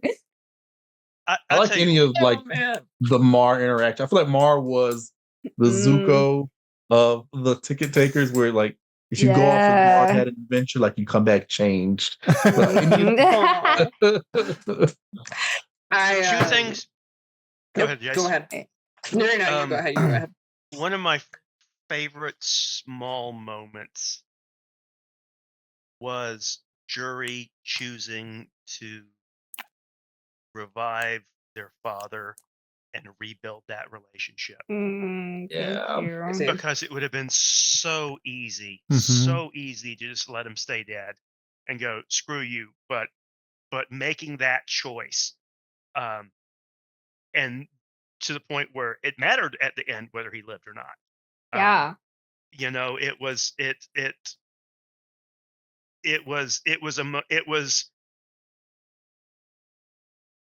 Jury became a better person. Yeah, very true. And that was seeing those watershed moments where character like Mar turning in the armor and stepping away from the order were these watershed moments where characters really changed who they were because the characters were changing, not that Ace is going, oh, I want to take this is in this world, in this moment, in this choice that I didn't have time to plan for. I'm choosing to go this way. That was a lot of fun. Yeah. I think us being there for Source's monk test was like a really cool moment as well. That felt very powerful, especially because I had joined recently too. So I was like, oh hello. This is very personal. Yeah. One of my although it was easy for Source to accept Jury because he knew Iris and he knew Philly's Volt Switch and had grown up in the Rifts. So Vox Populi were the good guys. And so, you're one of them. Okay, Iris vouches for you, Philly's vouches for you. I'm good. So funny. Which counterbalanced Ronnie, so it's just kind of like it was fun. It was but great. I really liked that choice. Thank you. One of my favorite small NPC moments that got me so much was the first time Source called Mar his best friend. And Chase just had like real tears in my eyes because it shocked me so hard. And it was one of those things where I was like, oh, from an objective perspective, like this makes so much sense. But like Mar was so taken back by that and not in a way where it wasn't reciprocal, but just was like, oh my God, no one's ever called me their best friend before, and it was just so, it got me every time that came up. I just loved, I loved that so much. And that Source was just said it so simply, like, yeah, you're my best friend. Duh. Like, who else is it going to be? It was really nice. And it happened a couple of times, but every time, the biggest one I can think of is when Source was going with Armon and told Mar, like, if something goes wrong, like, you know what to do. Like, be the one who has to make the hard choice. And Mar being like, I don't want to, but I will do it for you. Yeah. I loved that a lot. Yeah, Source 100% trusts Mar. 100%. It's not that he doesn't trust any of the other ticket takers, but he and Mar have an understanding, and it all came out of that Haverly moment and built from there. But it's because Source was created. He was raised in the cage. He's never had a best friend, so finding this other person who's completely different, from a completely different world, with a different background, with their own issues, and going, I understand this person, and more importantly, this person understands me and accepts me with all of my flaws and negatives and doesn't care. And that was it happened organically, but it was really fun. Something that was really cool to me was building a character that had a lot of issues with being a werewolf, not knowing I was going into a campaign with two animal person. That's so it was funny. great because I would like, and Rob, like, you guys totally leaned into it. Like, when it came up, like, you both were like, okay, and you turn into a wolf sometimes, so what is the problem? And I was like, you don't understand. It was great because it was a great immediate challenge for Mar of like, well, no, it's not like you guys are fine, but I'm bad, I'm different. But it was such a good, like, first kind of challenge to Mar's worldview on lycanthropes, and I love that you guys immediately picked up on it. And there was such a beautiful like synergy in backstories between Marlowe's and Abel's, because Abel's like fear of shape-shifting with the Rakshasa. I forgot about the Abel hates me, and then I go to Nuavia and see the Rakshasas, and I was like, Abel was actually super valid for that. But I see. The thing too was I got Abel to was like just mistrusting of everyone. Right, but it was such a thing where Mar would be like, "Yep, I'm going to take that. And then as the campaign went on, we got to the point where I actually didn't take that from you anymore.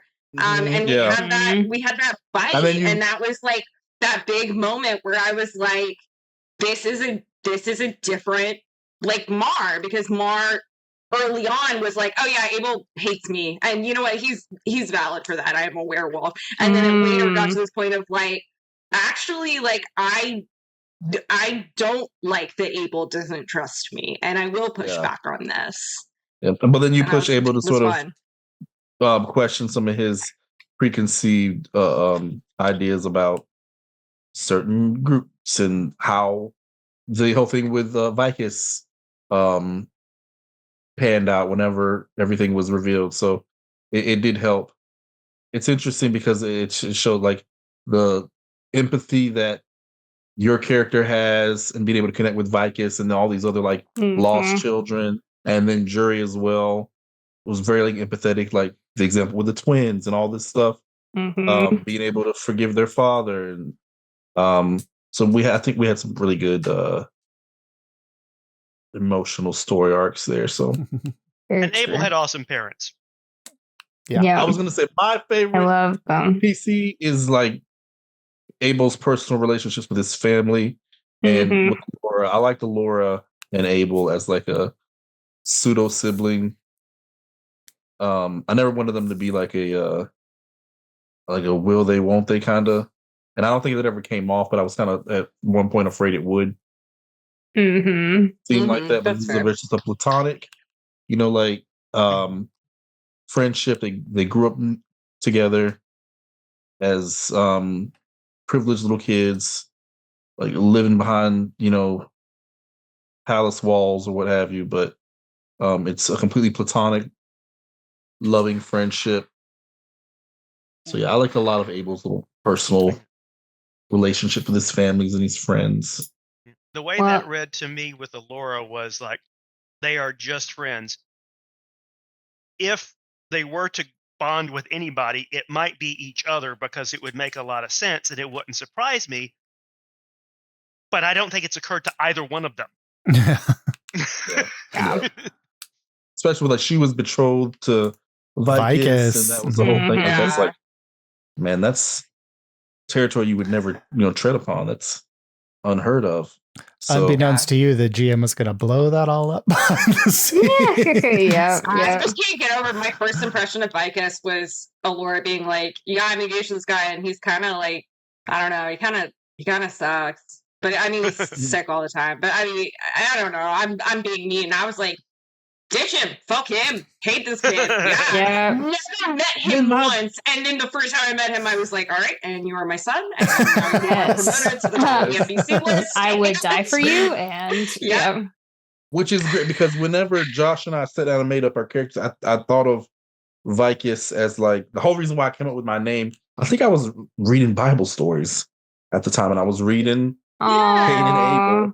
And my idea was like, oh, I'll have this character, and then like his opposite will be like his evil like brother figure, and it became a lot more in depth and deep than my original like idea for the relationship, or was like, oh, Abel will be the good character, and then he has this secret mustache twirling,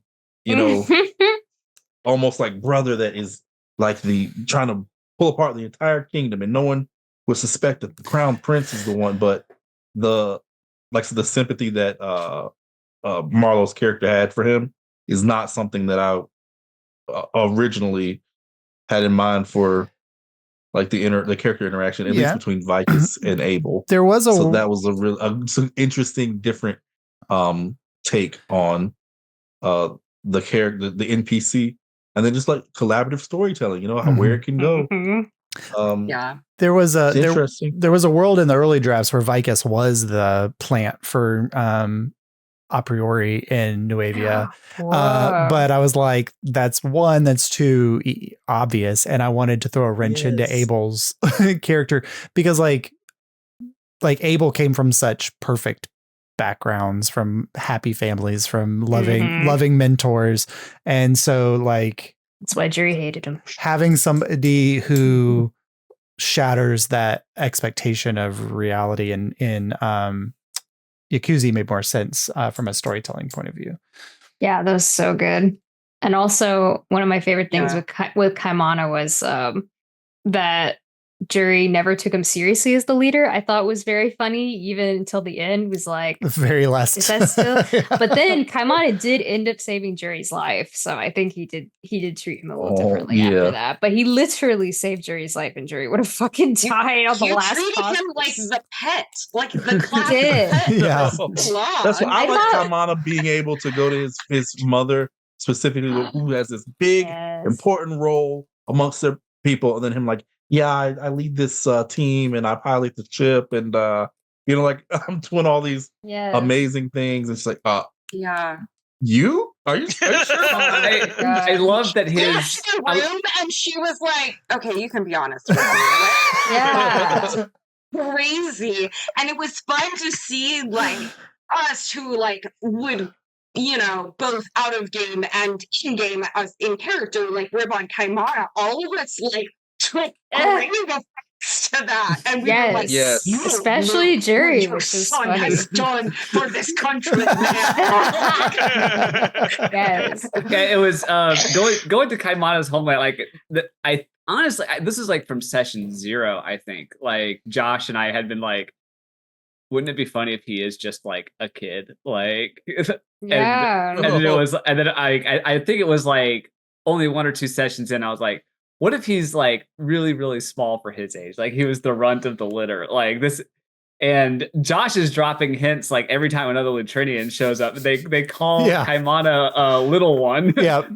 And, every Lutrinian you interacted with was at least like a head and shoulders than Kaimana. So funny. And like that was great. And then I loved and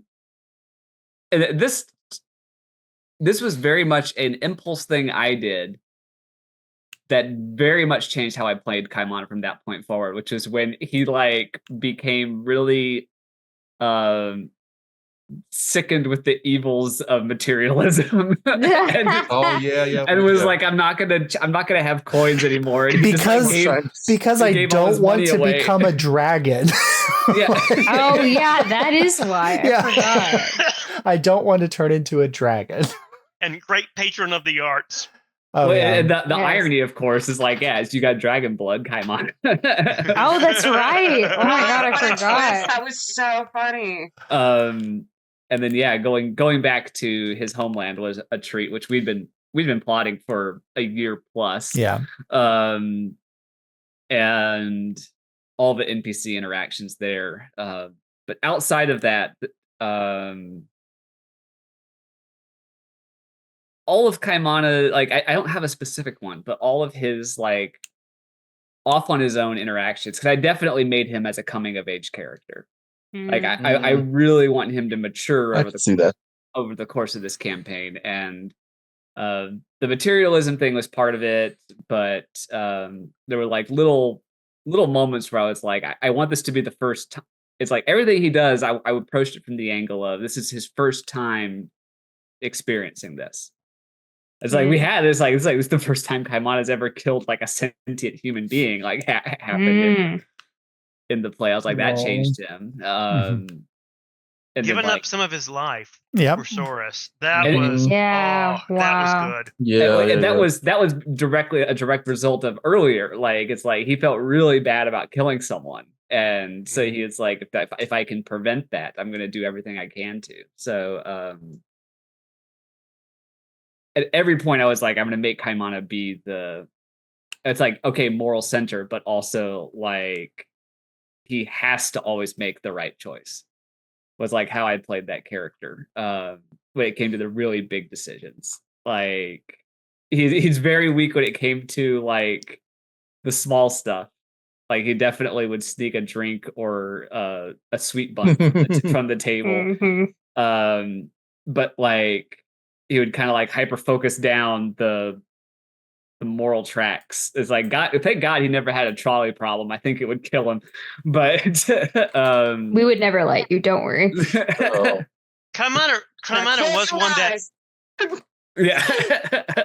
I think one of the reasons we were all fine with letting Kaimana be the leader of the party is no one else wanted to be, but also Kaimana would rise to the occasion. Like the first speech of the ticket takers when we had won the Adventurers Club, and it's just like, yeah, get up there, and everyone's going, oh God, what's he going to say? And you gave this fantastic speech. Yeah, rise to the occasion. Yeah. You know, and it's kind of like every time it's like, once again, it's like when push comes to shove, Kaimana's going to do the right thing, and it's going to be good, and he's going to say the right thing, and things will take care of themselves.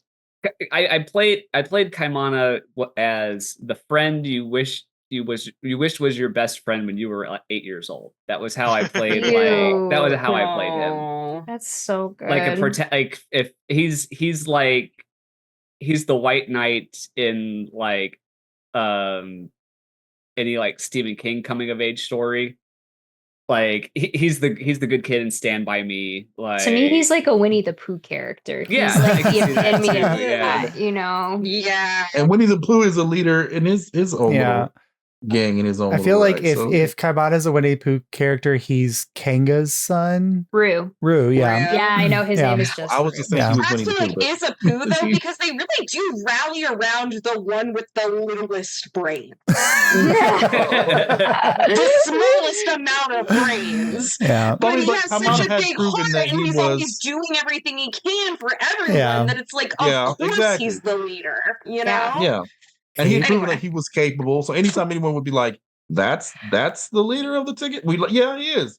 And what of it? Yeah, because he proves like he can come through when he needs to. And he may be a little and instead of being like shinies, but instead of being like we're adventurers, we just constantly let people like estimate us. Yeah, underestimate us, which is like opposite how a lot of D&D parties work. So I thought that was like a really fun dynamic we had the whole time. And probably fun to do DM stuff around because it's coming at things from a very different angle, I feel. It was definitely it freed me up a little bit from a role-playing standpoint because I didn't have to overthink any problem. Yes. I was just like, what's the easiest? It's like, what's the simplest, easiest solution? Mine was spoil campaign too, but I was like, I can't play another character that has the brains that Mar had. You burned them all out. I can't be doing the whole conspiracy theory puzzle thing again. I gotta let that go. Well, that leads into that question about. I just will still love to do that, but I'm like, I can't have that be all on me. We need it though. We need you. Revealed something like, my favorite thing so far about campaign 2 stuff is that like this is a dumb party, guys. Like, this is not a smart bunch. Really? Oh, no. I'm almost thinking about dumping in as well, just to be in on the meme. We're high charisma. Did we get sources? I have a decent int, but because he's completely average across the board except for one stat. Yeah, this is when the mind flayers are going to show up. Oh, God. I can't Did do we that get again. Source's PC moments? Oh, yeah. Yes, Source. Source's NPC Your favorite, moments. Oh, no, your favorite PC moment. Yeah. Your moment. Favorite PC moment. For me or for someone else? Like with Source and with another, I really enjoy when Source was insulting Yusef. Because it's so out of character, but it was because he decided to do that because he disliked Yusef, and what's more, because Mar hated Yusef. So I actually wrote down insults in my notebook with the idea that Soros had written them down and prepared them to specifically insult and piss off Yusef. And so everyone's like, "Where the hell did this come from?" It's like, I'm doing it deliberately to get a rise out of him, and to throw him off because I'm the normal, the sane, the rational, the very calm, and so that choice was fun for me. I thought it was fun because eventually you became like Stitch, and me and Mar were like Lilo, and we'd be like, Soros, listen, come here. Why are you having the big feelings right now? You know, and we feel like we get together with you. It was so cute. Yeah. I like the relationship you maintain. You're with Jane. Jane, yes. Oh, Jane. Yeah, the Jane stuff was great. As a character, you always found, let me let her know, what's going to keep her updated so she doesn't worry too much. And which was such a great counterpoint to Abel never telling his mother what was happening. But in my mind, I said it was because Abel was like, I am an adult. I don't need to check in. But no, I like that Source really pushed to put energy and effort into those relationships. Well, yeah. It's probably something I don't do very well in my real life, so that's probably why I like it. Go ahead. Well, I debated whether I should or not, but part of it, what intrigued me with that idea is that in the first date where Source like, what's it like to be normal? Because Jane was someone who is exceptional. She was a spy. She was Vox Populi, but she was a maid, and she's not that this is a patrilineal society, but she was in a subservient position, so she was invisible at the same time while being exceptional. And Source was never invisible. He, even when the other rats showed up, but for a long time, he was the only one of his kind that he knew of. And so anytime he walked into someplace, people were always going to look. And so, okay, here's someone who understands what it's like to be exceptional, but also has this experience that I don't have and that I miss. And so it became this thing of normalcy of, well, what do people do? Well, they go out on a picnic and they just talk about things. And it became for him, it became this touchstone of, this is what I want, which is why at the end, when we were doing a wrap up, it's like, this is why he's opening a bakery and doing the wildlife preserve. It's like, it's not that he's retired, but he's retired. He's finally living. He's finally not, his existence no longer revolves around him being this battery. Yeah. Yeah. I love that. It's so good. All right, y'all. And I enjoyed from my AD&D days of not being afraid to die. Yes. Yeah. Yes, for sure. You made that very clear. Yes. But it's like sticking the hands in at the end. It's just like, I've got to buy us time. And so for him, it wasn't, I must do this, I must sacrifice myself. It was the logical, we have to get more time. I'm the only one who can do this. It's like leaving with Ahriman. He's going to destroy the village if I don't do this. And I trust my team will come get me. So this is the logical course of action. So it was a really cool thing for me. Looking back on it, because in the moment I was like, was down. There was a lot of energy in that moment. But looking back on it, Source and Mar had so often said to each other, you'll be the one to make the right choice, even if it's the hard choice. And at the end, Mar did make the choice of I have to kill Caiaphas in this moment, and I'm also going to save you. Yes. I just thought that was a really cool narrative, by chance happened to tie into something that had started all the way back at Haverly. That was really cool when I realized that. Yeah. Mar was not the hero because she set out to be the hero, but because she wanted to protect the things that were important to her. And that drove every decision. And I thought that was so cool how it ended up. And Jace, I love how badass Mar was in a fight at the end. Just so good. in the pain. So good. All of us really working our ass off that fight for sure. Really, really fun. Yeah. But do we have any final thoughts about the game and everything? Anything else you want to add in? I didn't want Abel to turn into a big bad.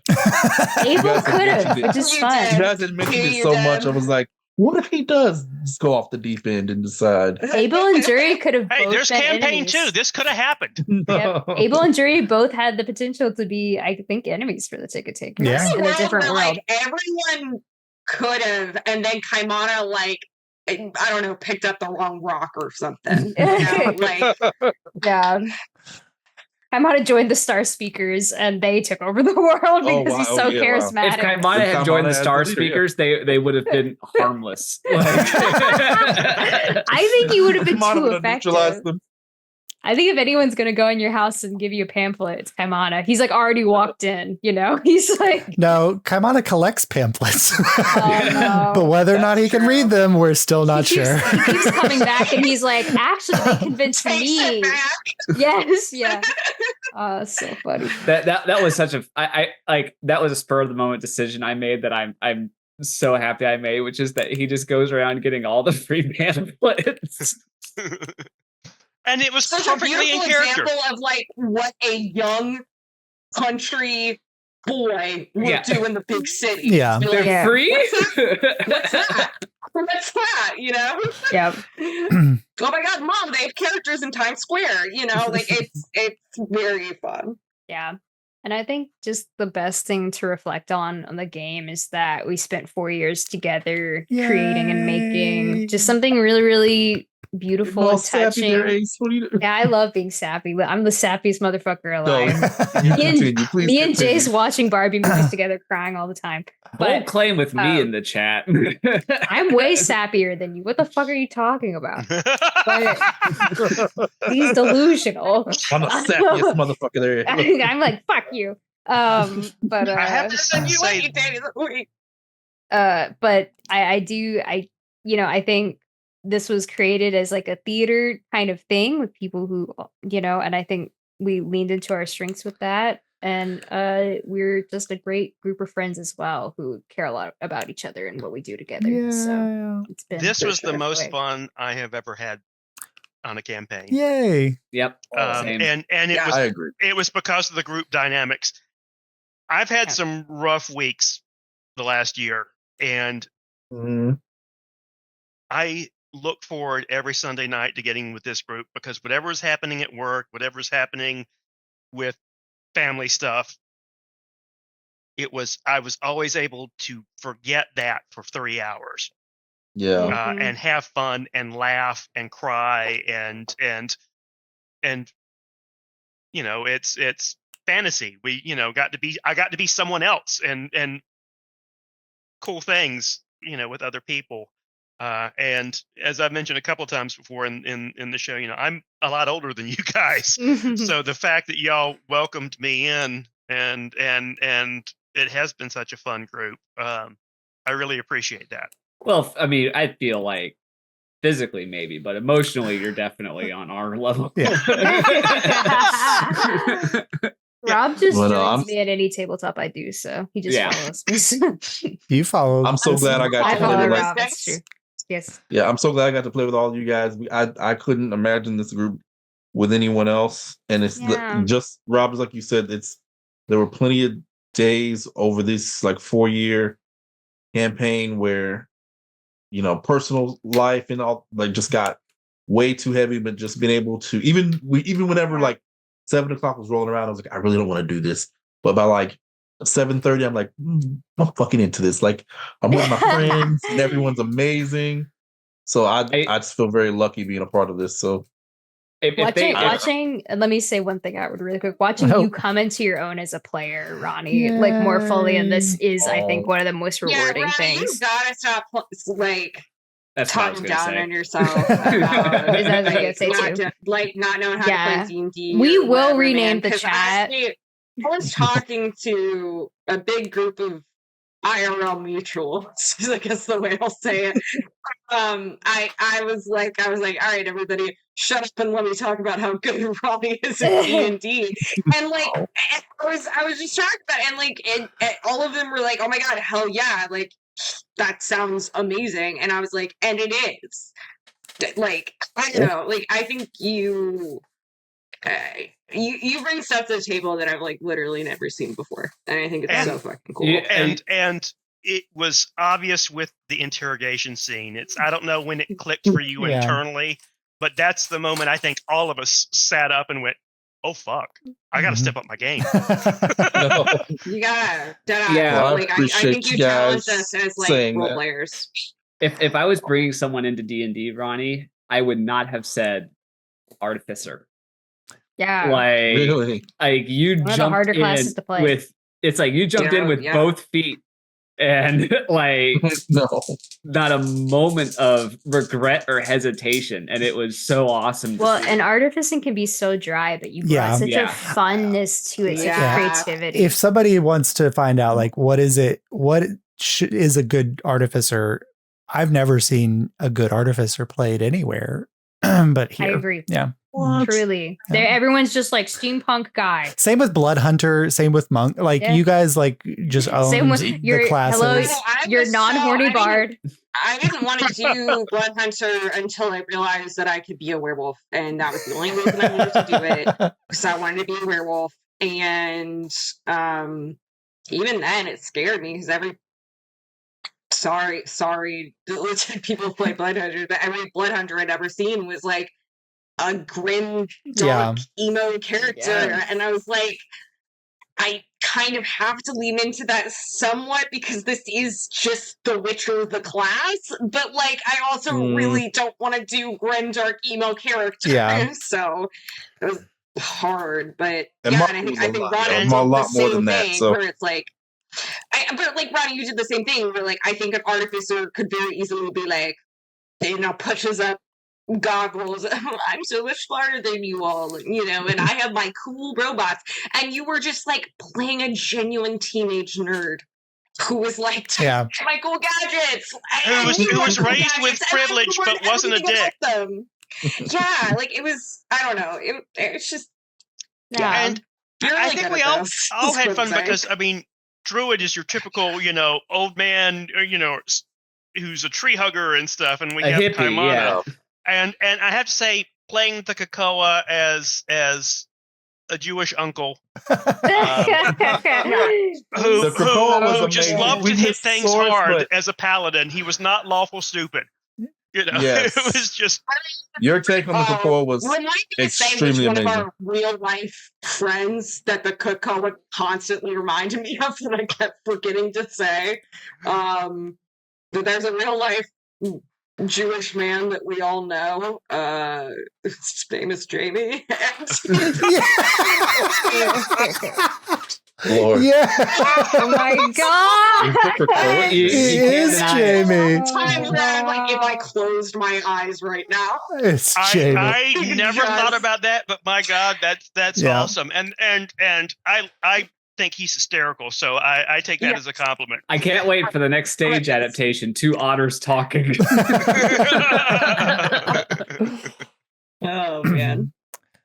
And then if we want to, do we want to do maybe just a tiny brief little hint of your characters? What if you have a one-word hint for your character for season 2? One-word hint for your characters before campaign we get into Josh. The prologue, the little prologue. I think everyone already knows that. No, nobody knows who you're playing. No. I'm going to really say, like, don't ruin that. One sentence. Yes. One sentence. Sure, one sentence. One word maybe a little hard. But kind of thing. I will say mine's, I think, not a charisma caster. That's what I'll say. Yeah. But I think that's very different than we normally. So there you go. Mine is charisma. But very charisma. Yes. But not a caster. Ooh. Is that too much? Yeah, it's already been said. That's good. I love it. I'm so excited. Oh, I'm obsessed with that. What does it mean? I'm so excited. I'm trying to think. I may have given too much away, but okay. No, I don't know what that means. So my character has singular focus, and is he crazy or is he sane? Oh no, Rob. No. It's always fun when you can question a character's sanity. Yeah. And just besides that, it's a character I had played once or twice when in AD&D decades ago that I was really thought would be fun, and that campaign derailed. And so I've always wanted to go back to this character. And so now I did. Yeah. Hey. All right, Outward. Empty nest syndrome. Oh my god. It's like the complete opposite of. I was about to say, what Kaimana causes instead. It's Kaimana. He's playing Kaimana's mom. Not far off. James? My least favorite class in D&D. I'm so excited for this. I love it. Barbarian? You're playing an artificer? No, Jace loves barbarians. I love barbarian. I almost played barbarian for this campaign. Like that, if you didn't do Blood Hunter, I would be bringing barbarian. Yeah, for sure. Yes. My go-to are barbarian rogue. So you can understand which may be the direction I am now leading. Just not that. All right. That's interesting. Okay. So we'll do a little preview of campaign 2, and then I'm going to give you a preview, and then there'll be an optional preview, and then we'll be the thing. This is like the prologue. So this will be a little bit of what I read on the very first episode as well, of campaign 2. So you'll hear it again, but this is to help center where your characters are and kind of the state of things. So it has been 10 years since the events of Campaign 1, when a ragtag group of adventurers called the Ticket Takers and their allies of former princesses, forge masters, archmages, and revolutionaries saved the world and healed the scars of the subversion. The last of the gods is dead. The veil has vanished, revealing the entire world once again for the first time in 250 years, and dramatic changes have rocked the remaining societies of the world. The island nation of Nuevia, along with the free cities, have formed the Enlightened Concord, headed up by the High Archon Oguan Abioye, while the kingdom of Alyria is still in the process of rebuilding under the leadership of King Renly Bellinor. Alyria has expanded the power of its Hall of Voices and now acts as a constitutional republic where the former leader of Vox Populi, Iris Corday, is chancellor. The former Council of the Patricians has been dissolved, but in its place have risen the powerful Mercantiles, a consortium of businesses who are expanding capital and control of the realm through their wealth and influence. In the seas, the Scholarchy of Azalor has expanded its control to its former lands in Suvenarion, rebuilding and establishing its ancient lands on the 100 islands of the former Vanishing Isles. The technological marvels of the flying city of Nuevia have revolutionized the world, expanding the use of airships for travel, launching an entire population of light-forged automatons to help reshape and rebuild, and expanding the use of the still heavily controlled Zephrysite to power new innovations and inventions. Behind all of this, the unknown realms once covered by the veil await, and the exploration and land grab have already begun. Every major power within the surviving realms is developing teams of explorers. The Nuevians to discover their former homeland and map the changed world, the Illyrians to reclaim antiquities and see if any manage to survive the years of the subversion. The Mercantiles seeking to exploit the vast troves of natural resources sitting untapped and unclaimed. Azalor taming the wilds of their home, and other unknown and unnamed groups working in the shadows to uncover ancient powers and mysteries for their own plans and provisions. And with the last of the gods vanished from the world, the flow of divine magic is chaotic, ebbing and flowing unpredictably. Magic itself is in question. The Church of the Eight is in collapse as followers turn to other forms of worship, and some turn away from any form of religion at all. With new worlds to explore, new threats to uncover, and new machinations to drive or defeat, your adventure will begin in the lands of Alyria once covered by the veil. You are part of the first permanent exploratory mission on behalf of one of these organizations. You've been training and preparing for the past year, and your airship sets sail tomorrow. With the crew of the Frontier, a first-of-its-kind massive airship, you set sail to lands unknown and adventures untold. Yeah. So the 4 factions. There's 4 factions. I'm going to let you all choose which faction you want to work for. You can either work for one of the 3 governmental factions, Nuevia, Alyria, or Azalor, or you can work for the Mercantile and be like corporate people, which I assume that no one in this group is going to pick, but it's there. But which group you pick will determine which of the continents you first explore. Because each one will be going to a different one. And pick as a group, or as a group. Each of our characters come from a different. Well, so your character can come from anywhere in the world, but you've signed on. It's kind of like like early exploration when they were just like putting up flyers for people to join the exploration. So I already have Who's created crazy enough to risk their life. Yeah, basically. There's because Seek a new life in the off-world colony. As a little backstory, there have been no successful missions yet. So they're hoping that this would be the first successful mission. Yeah.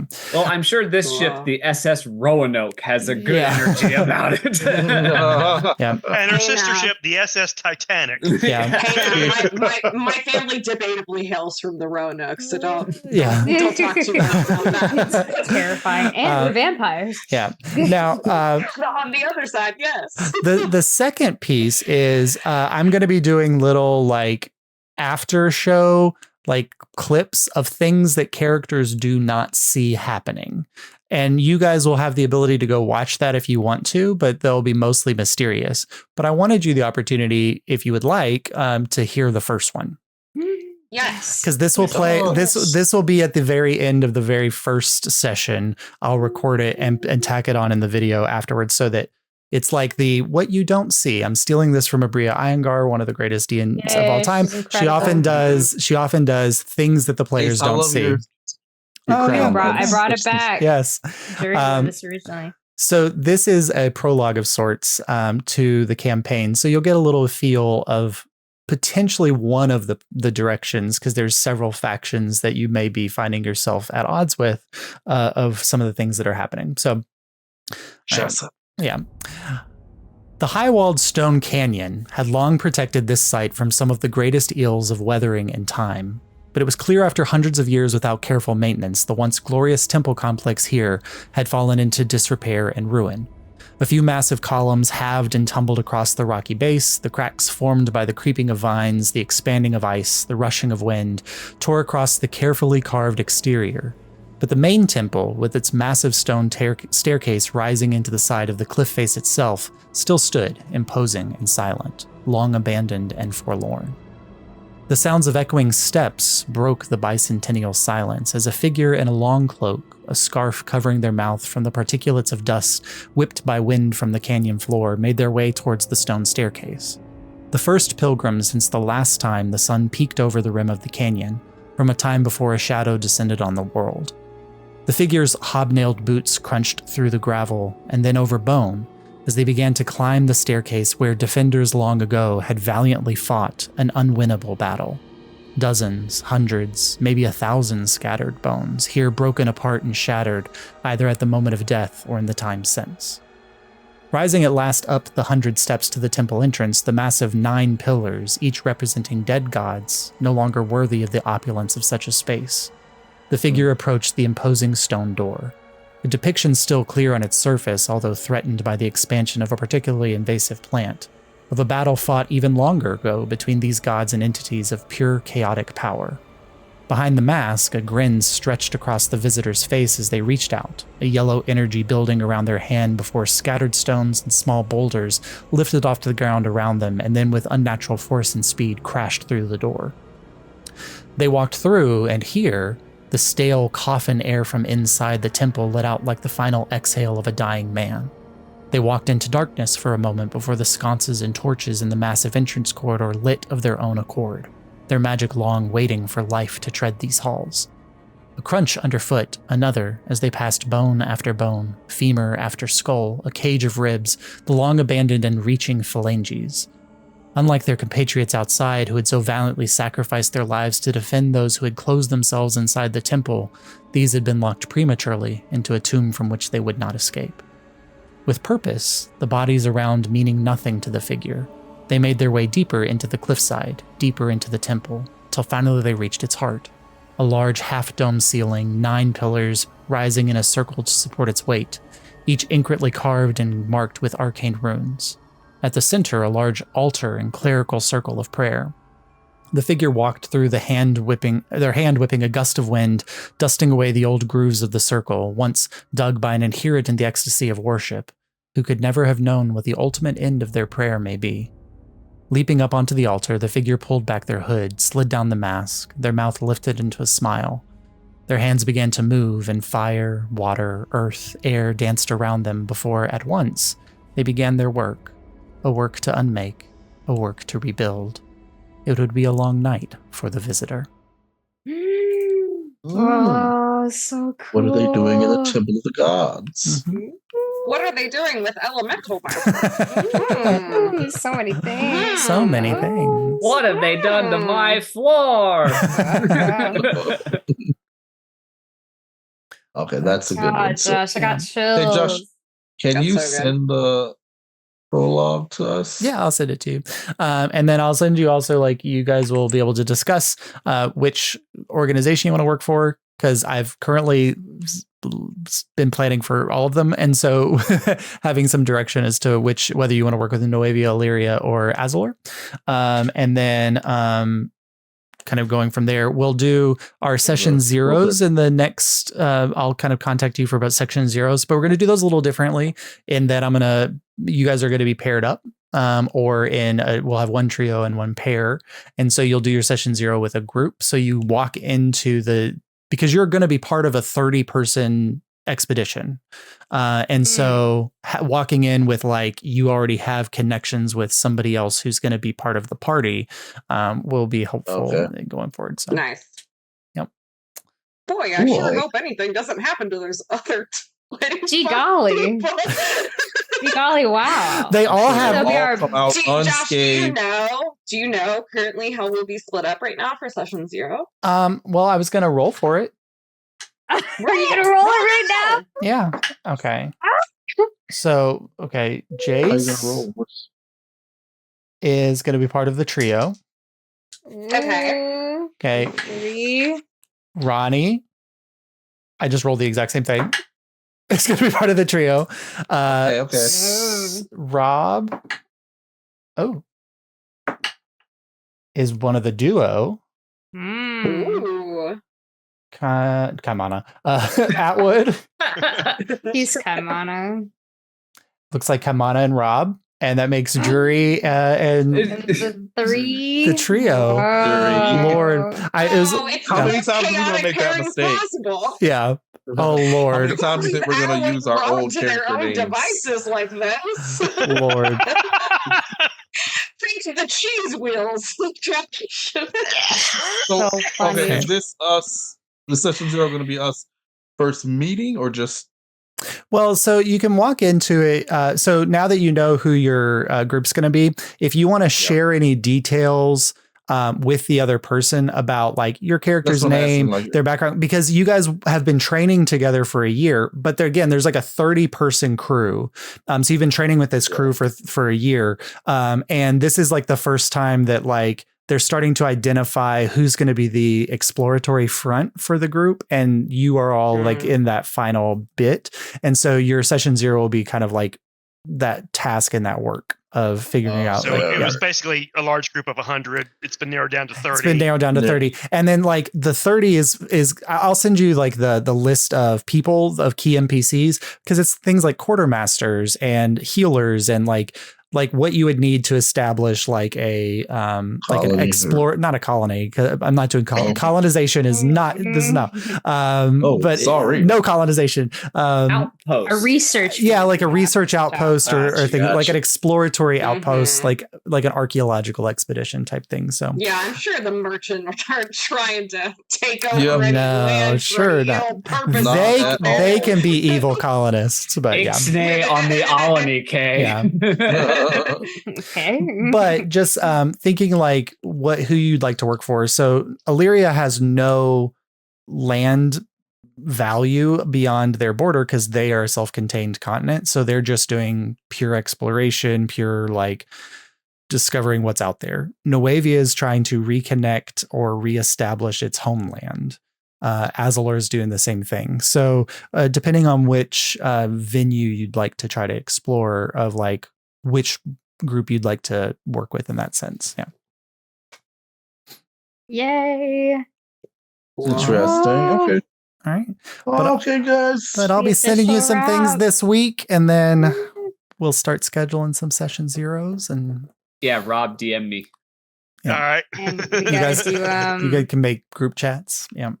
yes, do many a thing. If you join the Discord, I can create you some like group chats there if you want. But yeah.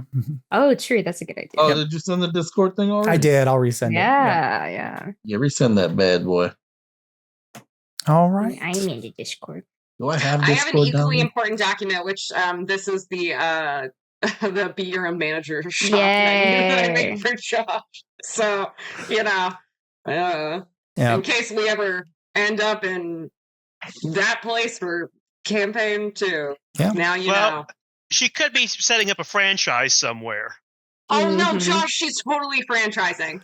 Josh. If anybody's working with the mercantile, it's incredible. Yeah, She'd be like in the middle of nowhere and come across this one little like Charlie Brown, the doctor is in stand with someone going, "Would you care to buy?" 100%. Oh my god. Wow. Well, we went late, and I'm sorry, but it was so fun to talk to you all about the campaign. Reminiscing on it so hard. You're making me nostalgic already. Oh no! Yeah, I know, isn't it funny? I'm so happy. Yeah. It's gonna be interesting seeing the new dynamic shake out. Yeah, it's gonna be weird. Yeah. It'll be very interesting. I'm really excited. Reintroducing ourselves all over again. Well, there's something joyful about being comfortable with other players, so you can just you all trust each other to play it. So yeah. So this time we all fucking hate each other. Who is this weirdo freak? Awesome. All right. All right. Good. Well, been the best. It's been the best. Yes, I love y'all. Alrighty. I'm gonna go bother Josh for 30 more minutes, probably. Yeah, that's fine. Bother me away. Yeah. All right. All righty. All right, good night, y'all. Bye, Good night. everybody. Bye.